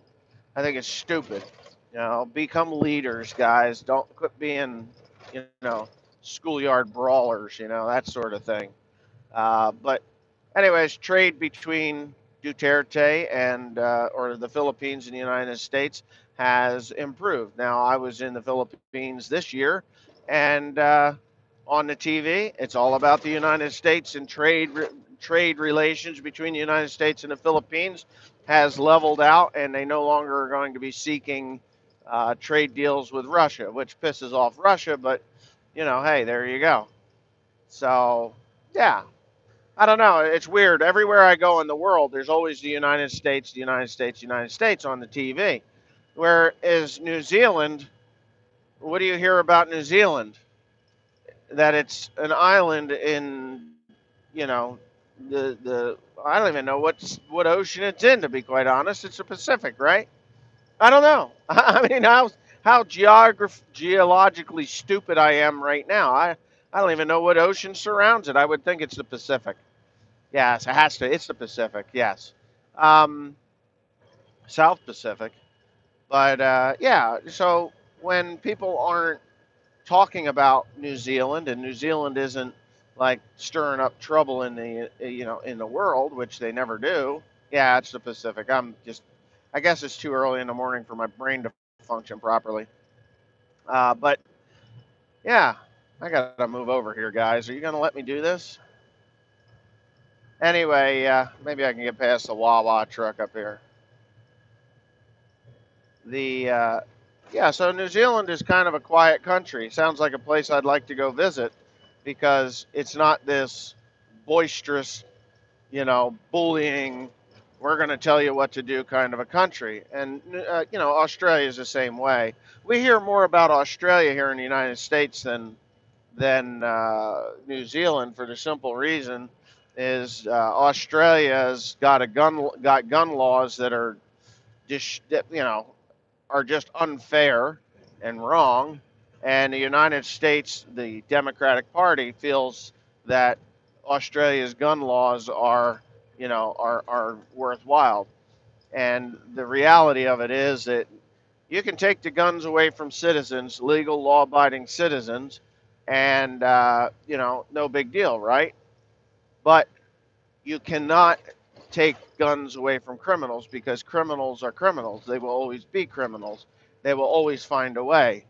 And even if they did take the guns away from citizens, if you are a legal citizen and someone breaks into your house and you actually have a gun that you're not supposed to have, and you shoot the criminal that broke into your house, and this is what it was told to me by an Aussie, an Australian fella. He says, if you shoot the criminal that's coming into your house with a gun that you're not supposed to have, you go to jail too. If he survives, he goes to jail, but you're charged with murder, and you are also charged with unlawful possession of a weapon. So it's terrible. Tasmanian Sea? I don't know.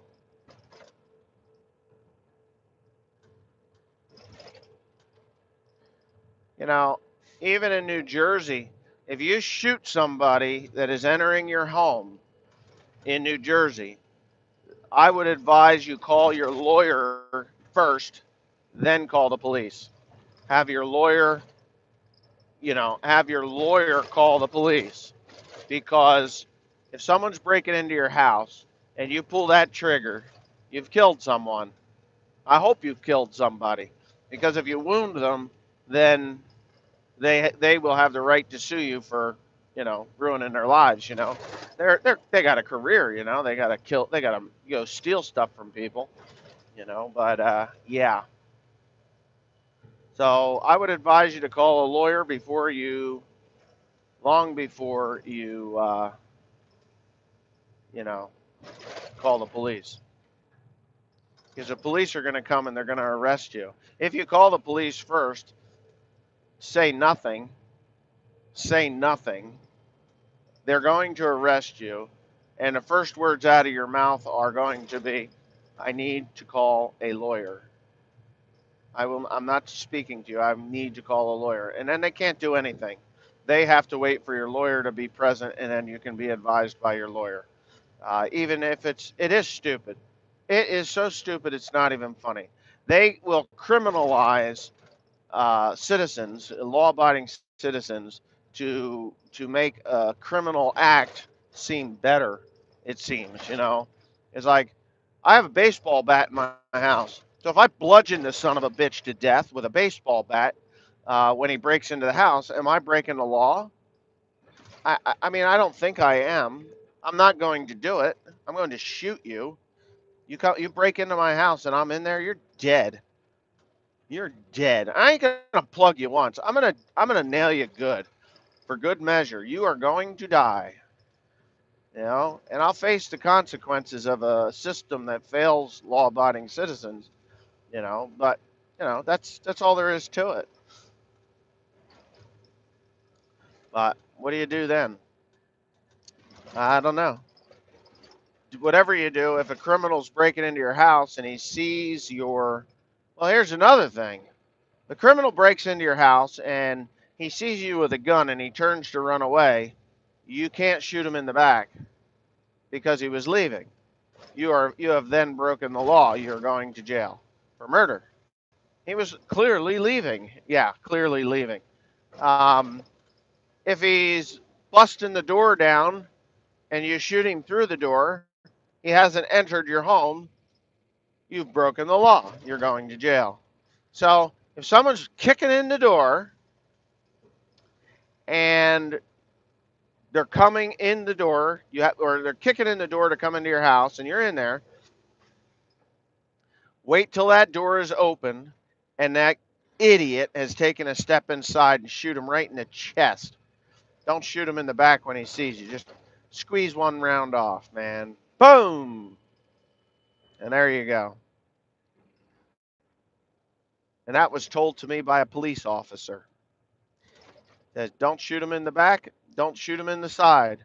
Don't shoot them when they're outside, don't shoot them through the door.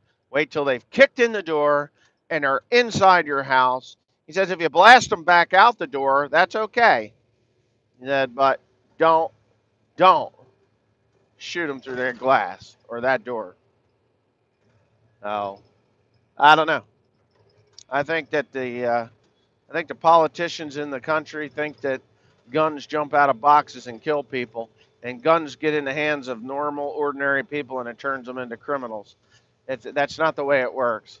I mean, I may be just a dumb farmer, but I know for a fact that criminals are criminals long before they pick up a gun.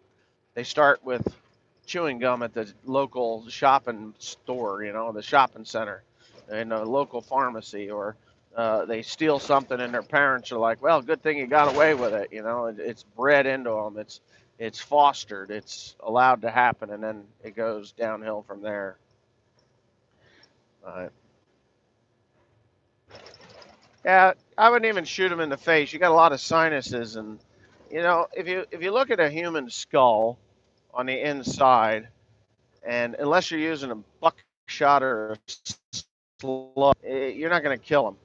I mean, you shoot them in the face at point blank range. Yeah, you're going to stove in their face, but you get any distance to them. A human face skull the brain is pretty small.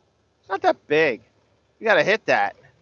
You hit them anywhere else, you'll blow their jaw off. You'll put a pellet into their sinuses. You'll take their eyeballs out. But to actually hit their brain, their skull is really designed. It'll deflect buckshot. It really will. But I don't know. Skulls are hard. Shoot them in the chest. They'll bleed out. They'll know they're dying. And that's what you want. If a criminal is busted in your door and you feel threatened and threatened enough to take their life, don't shoot them in the face. Shoot them in the stomach. I mean, blast their guts all over the fucking floor. Because they're going to die. They're going to be septic, and it's going to suck. And they're going to die a slow, painful, miserable Swiss cheese stomach death. That's where I would shoot them. Or shoot them in the chest, and then they know they're going to die. But, they know they're going to die. They're going to die a lot quicker. But you shoot them in the stomach with the 12 gauge, blow out their spine, as that's exiting the other side if it gets that far. Yeah, that's going to suck. You ain't living past that. Take probably 20 minutes to die, and you can talk to them. You can talk to them while they're dying. Just say, hey, you know what? You really fucked with the wrong person. You know that, right? Oh man, just call the cops. Please call the cops. Please, please, please. Is what they're going to be saying. You're going to be like, nah, I'm going to wait until you're pretty well bled out before I call the cops because I want to talk a nice little conversation with you about what your life has become and why you're a douchebag and why you're laying on the floor bleeding to death with a buckshot hole through your gut and out the back.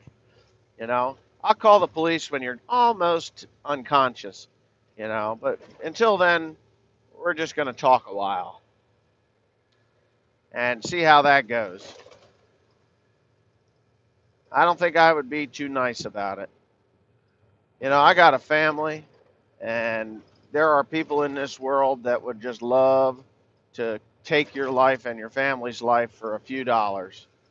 I see it all day long I see it, well, not all day long, but when I watch these murder mystery shows and stuff like that, I see how a criminal has one thing that they want. They want various different things. But when it boils down to it, they're thieves. They want to steal your money. They want to steal your goods, or valuables, and then leave. And they don't want to get caught, so they're going to kill you because they don't want to get caught. And if you can identify them, they'll kill you because that's the easy way out, just to kill you, and then you can't be identified, even though they will do it. And and I watch these murder shows, and it's like they want to rape a woman. instead of going about it the normal way, like, hi, how are you? They just, they feel that they need to possess a certain woman or whatever, and she wouldn't give them the time of day, so we rape her, and then they kill her because she can identify him, as the rapist. So it's terrible. It is terrible.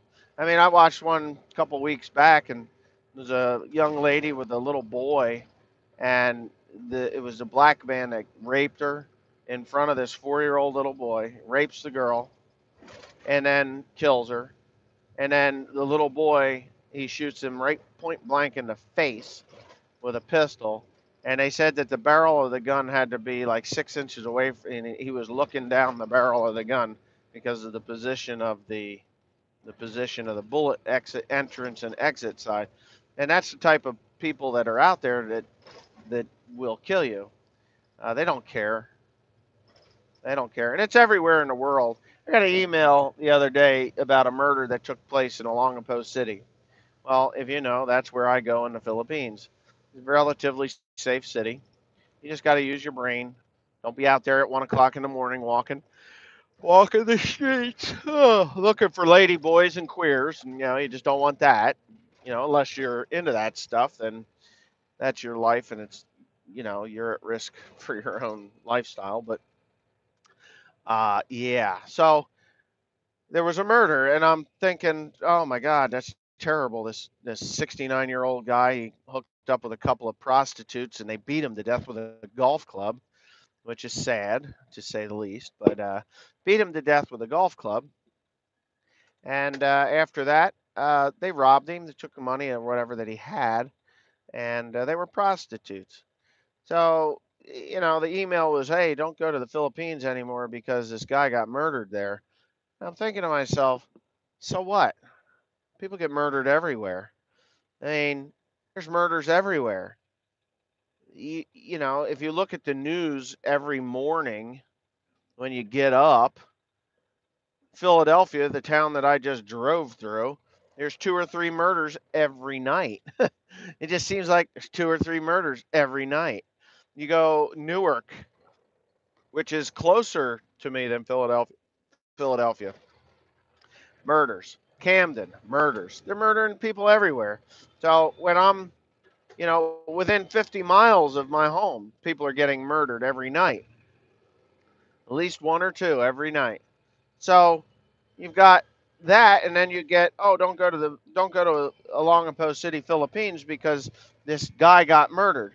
This is the first murder that I heard about in Olongapo City ever.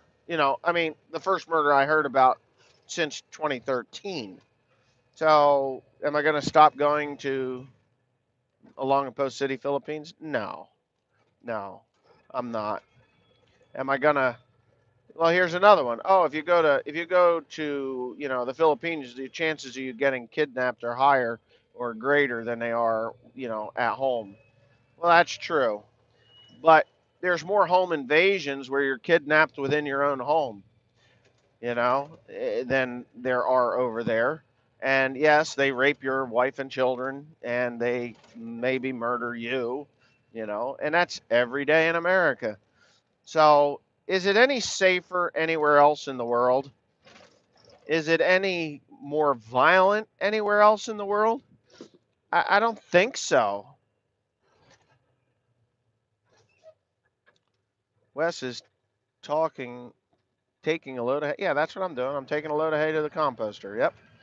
Carl's ahead of me. Tim is behind me. There's 3 loads went out yesterday, 3 loads going out today. There will be 3 loads going out tomorrow, too.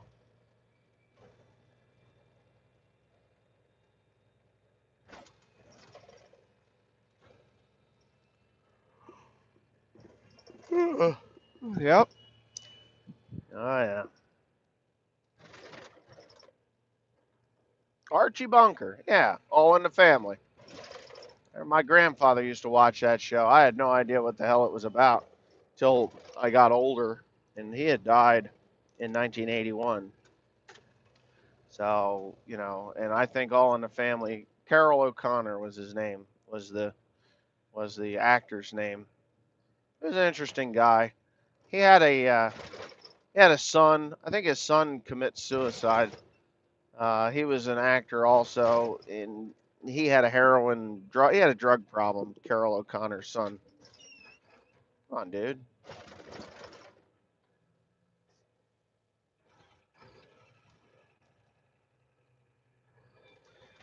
Well, don't take a knife to a gunfight, dude.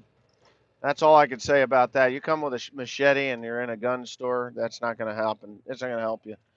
Yeah, I'm going to do this because I don't like that guy. He'll probably outshift my ass because I have this auto shift, but I don't like that lane. It's too rough. Huh, I'm passing him. I'm pretty heavy too. I'm thinking I got 22 ton on. Close to 21, probably 21 ton. I don't know that I'm 22 ton. I'll find out when I get there, but Rob Reiner, Sally Struthers. Yeah. Huh. Rob Reiner. Rob Reiner. Rob Schneider. Rob Schneider, he's Filipino. Part Filipino, anyway. He's a funny dude. You can do it! Yeah. I'm taking only 4x4s on this load. Carl's got a mixed load of 3x4s and 4x4s.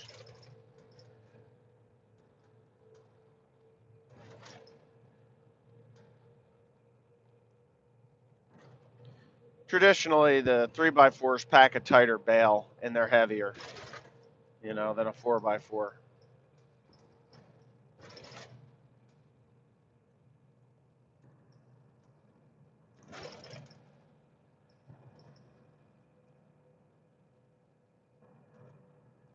What tractor in the. Oh, shit. I didn't get that.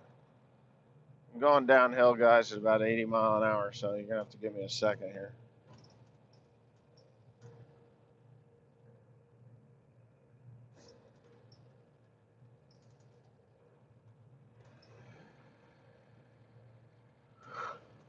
Oh, well, this is a long live stream. You're almost going to make it all the way to the mushroom composter, the mulch composter. I might go all the way. I don't know. How many minutes we got on this thing? 107. Yeah, usually takes me about 2 hours, but traffic was light today.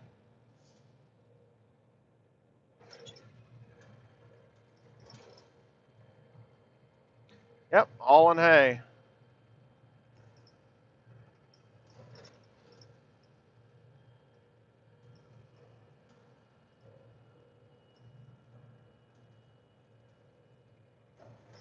Ba-ba-da-ba-ba-da-ba. I got a corner Carl. I got to get him paid today. There you go.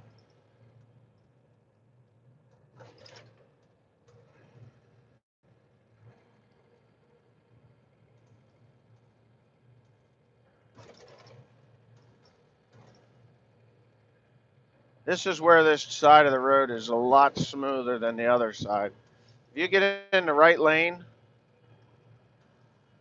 there's a railroad track. You see the railroad crossing sign there? It is so incredibly rough right here. But on the other side, it almost bang your head on the ceiling. It's so bad. Then you move over. All right, let's see what we got here.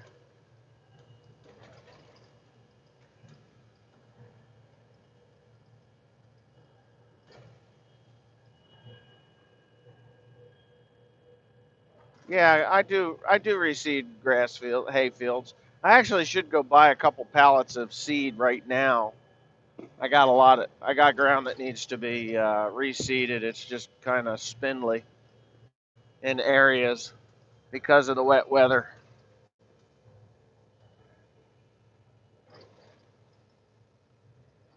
Now we're pulling a hill. There we go. One shift down.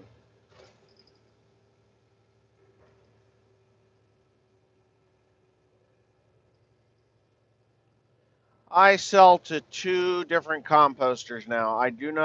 I no longer deal with mushroom farms. I just go to the composters. The mushroom farms, mushroom farms that are still taking hay and composting their own making their own compost. They're fading away because the composters, that's all they do. Whereas a mushroom grower, they grow mushrooms and they just don't have I don't think they have the resources to actually, uh, produce the best type of compost. Whereas the composters, they have a lot of research, they have laboratories, and they sample, and they just really dial it in to get the most mushrooms off of a bed. Whereas the mushroom farms, they really concentrate on their growing, but they don't concentrate too well on their composting. They're like, well, this is the mix that we've used for 20 years and it works well for us for 20 years. Well, if you don't evolve with the business, you go out of business. And the last mushroom barn that I actually dealt with, uh, they should sell their equipment that they use for composting, and they should buy their compost. It would just be quicker. It would just be not quicker. It would just be more fiscally smart because you're going to get the best, most consistent compost from that, from that the composter, and you won't have these variables. Because when you're a mushroom barn, you don't pay the highest price, so you're getting the dregs of the of the hay and the straw. The Well, though, it just doesn't seem like they're on top of it. Uh, they don't the new way of composting. There's different ways of composting, and there's better ways of composting than what they did back for the last 20 years. And I've aligned myself with two composters that are cutting edge, that are going to be here for the long run. I know there's another channel out there on YouTube that likes to trash the mulch hay business because he hasn't he's not a mulch hay grower. He grows hay and for cattle, and maybe he took a few loads down to the composter, or the mushroom barns composters, but they're not he's not a he doesn't do it strictly for a living like I do, and he doesn't understand the concept of volume and quality. So if a composter, you bring a load of hay into a composter or a mushroom barn, and it doesn't meet their quality or standards, they'll buy it from you for a greatly reduced price, which you cannot make money at that greatly reduced price. Right now, this hay that I'm selling right now is uh, not the highest I've ever been paid for mulch hay, but I can tell you right now that next year or this coming year, the price of mulch hay is going to climb. It has to. Nobody has made the volume of hay that they need to get made, including myself. I will be able to get my hay made if the weather straightens out. I have two balers, I have four mowers, I have four hay rakes, and I have, enough people that I can get this job done, and I'll get it done. But there's a lot of guys that are in this business that don't have the equipment that I have, or even they don't have the equipment that I have. They don't have the ability. And I know there's a lot of guys that are just brush hogging. Their property owners are flipping out, and they've pretty much given up. They're going to write it off for the year, which in the end is better for us, myself, and other hay growers for this business, because if they're brush hogging it, it takes it out of the mix. It's not coming into the mushroom barn, or it's not coming into the composter. So here we have this a shortage of hay. We have an uh, ever growing demand for these products. Now, I can't say that there's an ever growing demand for hay. Right now, if you want to get into the mulch hay business, you're not going to get into the mulch hay business. Just it's not there for you. They're changing their formulations to go more dominant straw over dominant hay. Their mixes were 60-40 and 70-30. 60 or 70% hay and 30 or 40% straw. They're making the flip now. They're not going to be using uh, that 30 or 40% straw. They're going to go 60-40 hay, 60-40 straw, 60 straw, 40 hay. So even with a decrease in the amount of hay that's out on the market, there's not going to be that strong of a demand for it. But with these guys that are brush hogging their hay fields off because they can't get it mowed or they can't get it in a bale, that's actually gonna help push the price up. But it isn't gonna, it's not gonna open up a window for uh, new guys coming in. If you're gonna come into the mulch hay business, you got a lot to learn. I've been doing this for 20 years, and it's an ever evolving business. It's not something that is, 20 years ago, I learned how to grow mulch hay for the mushroom barn, and that's the way I grow mulch hay today. It's not. Um, 20 years ago, I came in and they would take literally anything that you could produce. If it was sticker bushes and giant ragweed with a little bit of hay in it, they would take it. They would take it. But today, if you come in with one bale that has 5 or 6 flakes of weeds in it, they're either going to put that bale back on your truck or reject the entire load, which is, a lot of guys are like, well, why would I put so much effort into growing mulch hay when I can just make good hay for animals? Well, I make good hay by accident, and I haven't had any accidents this year. I haven't made any good hay this year, nothing. And I'm a little disgusted, but what are you going to do? Yeah. So, but anyway, it's a tight market, and the other channel out there on YouTube that said that the mulch hay business is going to hell and nobody's going to make any money. They're switching over to uh, 90% straw. Well, that guy's uninformed and he doesn't know what he's talking about, and that's fine because educate yourself before you open your mouth. And the other thing is that it's just it's the business that I know. I am going to be baling straw for the composters this coming June, July. June, it is going to be it's going to be an amazing event. It really is. It's going to be 4 to 6 weeks of baling, stacking, and covering.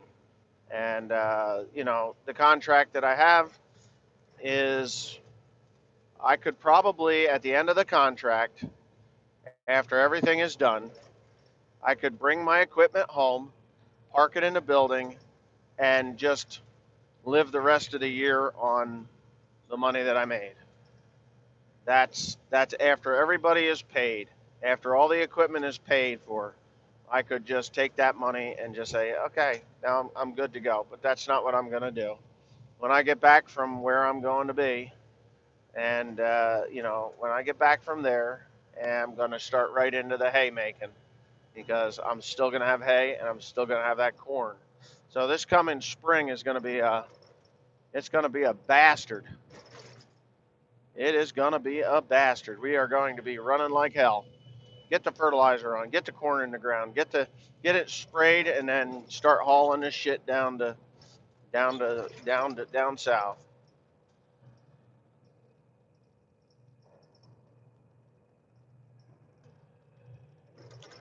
Oh no, what happened? Cancel. What did I do? I wanted to read that. I've been trucking for 15 years in the mountains of West Virginia, loaded trucks. idle smoother than a ride smooth. Oh, absolutely. Oh yeah, 100%. They always do. They ride a hell of a lot smoother. 10:51, Wednesday in New Zealand.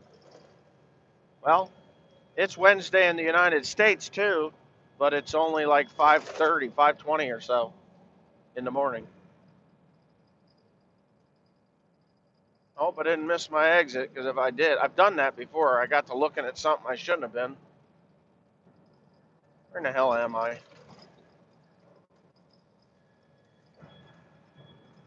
Yeah, here's my exit.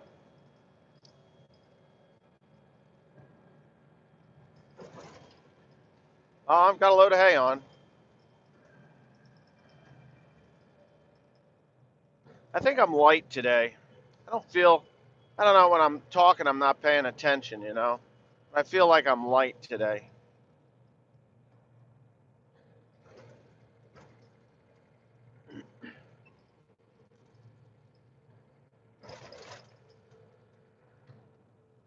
And we're off.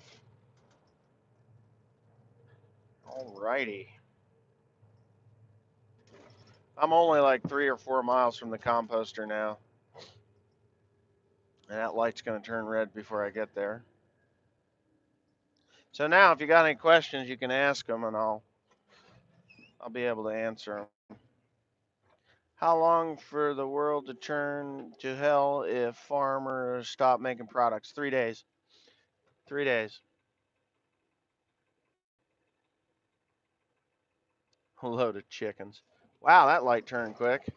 Holy shit.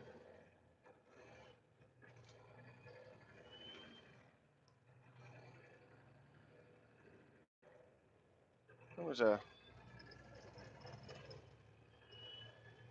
Come on, I wanted to read that.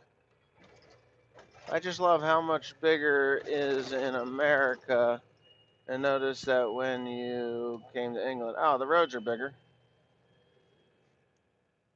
Oh, the roads are bigger. You know, here's something that'll bake your noodle. People in the rest of the world think that the United States is smaller than what it really is. Uh, I had a guy stop in and visit, and he said that, well, before he visited, he says, well, I'm landing in New York and I'm going to rent a car, and I want to come visit with you. Like, oh, okay, cool. You know, just give me a time. He said, well, I'll be landing in New York. He said, and at JFK, and I should get the car. I could be there. I'm going to land at like 3 o'clock in the afternoon. I should be there by 4. I'm like, you're not going to be here by 4 o'clock. I said, that's 2 hours, 2.5 hours away. If you don't have 2 hours, a little over 2 hours away, JFK from me. And that's if you don't hit any traffic. And you're landing at 3 o'clock, you're going to be here at like 7, you know? So he's like, oh, well, no, I don't think so. I think it's going to be, well, I've driven that thing 100 times. So then they tell you, well, wow, that fucking light turned quick. Uh, that when I'm done visiting you, I'm gonna go to the Grand Canyon, or I'm gonna go to, we're gonna drive over to California, and then, they're like, well, Christ, how long are you gonna be in the United States? Oh, we'll be here for 2 weeks. Well, you're not gonna drive to the Grand Canyon and then to California and then back again in 2 weeks. It isn't gonna happen. You're not gonna see anything but the steering wheel and the hood. That's it. I mean, I drove to Oregon, Washington, and back in 6 days. 6,000 miles in 6 days, tag teaming, me and Teresa. I'd drive like 250 miles, she'd drive 250 miles. I'd drive 250 miles, she'd drive 250 miles. And that's how we got across the country. 6 days. And that was nothing but driving. It was insane what we did. And this guy was like, oh, yeah, I'm just going to drive over there. Well, he shows up 4 hours later. It's almost 9 o'clock. The sun's going down. He pulls in. He's like, how you doing? Oh, I'm tired, man. The traffic here is horrible. Like, oh, yeah, I told you. Oh, yeah, well, I didn't think it'd be that bad. And I was like, well, where are you going? He says, well, we were going to go to the Grand Canyon. I was like, man, dude, you really need to get a GPS that works. and tells you the amount of hours that you're going to be on the road because you're not going to get there. I mean, you may get there, but you ain't going to get back. You got 2 weeks, you know. Well, we got family in Ohio, and we think we're going to stay there tonight. Well, you don't. You got family in Ohio. You're going to leave here. Ohio is 6.5 hours from here to get to Ohio, and then wherever it is in Ohio that you're going to be, it could be 4 hours into Ohio. Well, it wasn't far into Ohio. I think it was. I think it, well, it was in the middle of Ohio. It was Columbus. So he had six. He had 9 hours of driving, and he was there at like 9 o'clock at night. He didn't realize it's going to be 6 o'clock in the morning before he gets there, and then he thinks he's going to leave there and drive to the Grand Canyon the next day. It's amazing. Now, if you're from Europe or other parts of the country, the United States it's like 3,600 miles wide. And if you land in New York and you think you're going to drive to California, you're going to drive 3,600 miles. It's amazing. You know, some people you just can't tell them anything until they figure it out. Anyways, that was the last I heard of that guy. He may or may not be watching. I don't know. I did 4,000 miles in an RV. I mean, yeah, it's crazy. 6,000 miles in 6 days. Me and Teresa did it when I picked up that header for the case windrower. That was fun. That was fun. And we actually did do a couple of detours. Like we went to the Devil's Tower and, it was fun. We went and saw Ken Coates' 1963 Impala two-door. So, anyway, you know what? 1 hour and 2 hours and 6 minutes so far to this drive. I'm almost to the composter now. When I pull in a drive, I got to shut it off.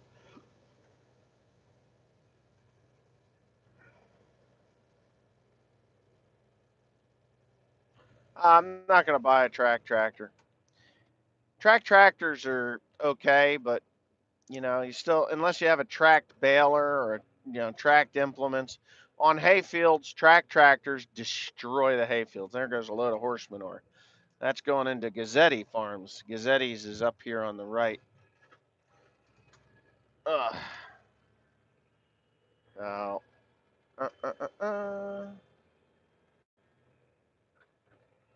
Oh, Carl's here down here at the other farm, the other composter down here, and I'm gonna pass him and pass that composter and go to the next one. Yep, yep.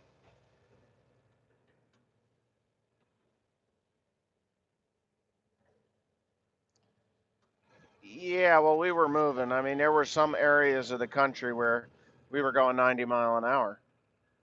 You get up into South Dakota, up there to South Dakota and Wyoming, 90 miles an hour. You set the cruise at 90 and you go. And that's it, just go. So, yeah. Yep, yep, my friends. Yep, yep.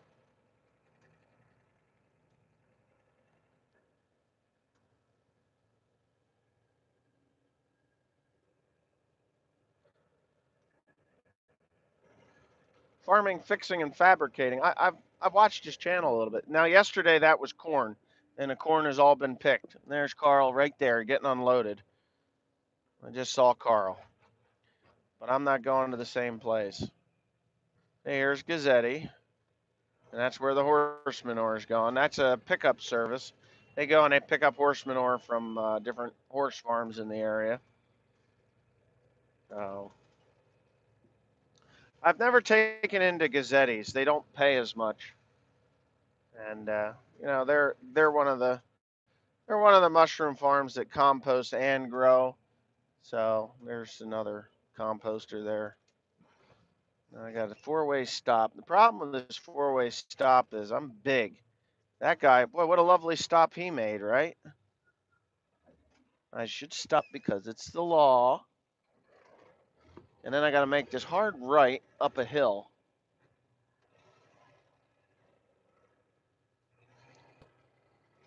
And it's really kind of tough. And what happens is cars will come down that hill at like Mach 1 speed, and then they're in your face. before they realize, hey, wait a minute, that dude is on my side of the road because he can't make that turn without doing that. So everything wants to eat you in Australia. Yeah, that's a tough one. Yeah, there's snakes and there's crocodiles. I don't think there's any alligators there, but there are alligators in. I think alligators are a Florida thing. Yeah, I need a roundabout. Right.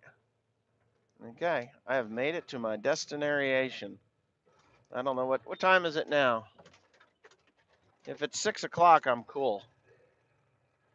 I can just drive right up on that scale.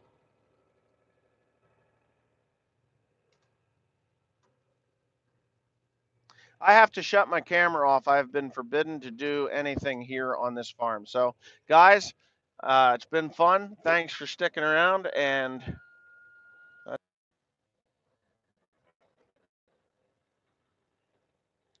yep, I got to end it.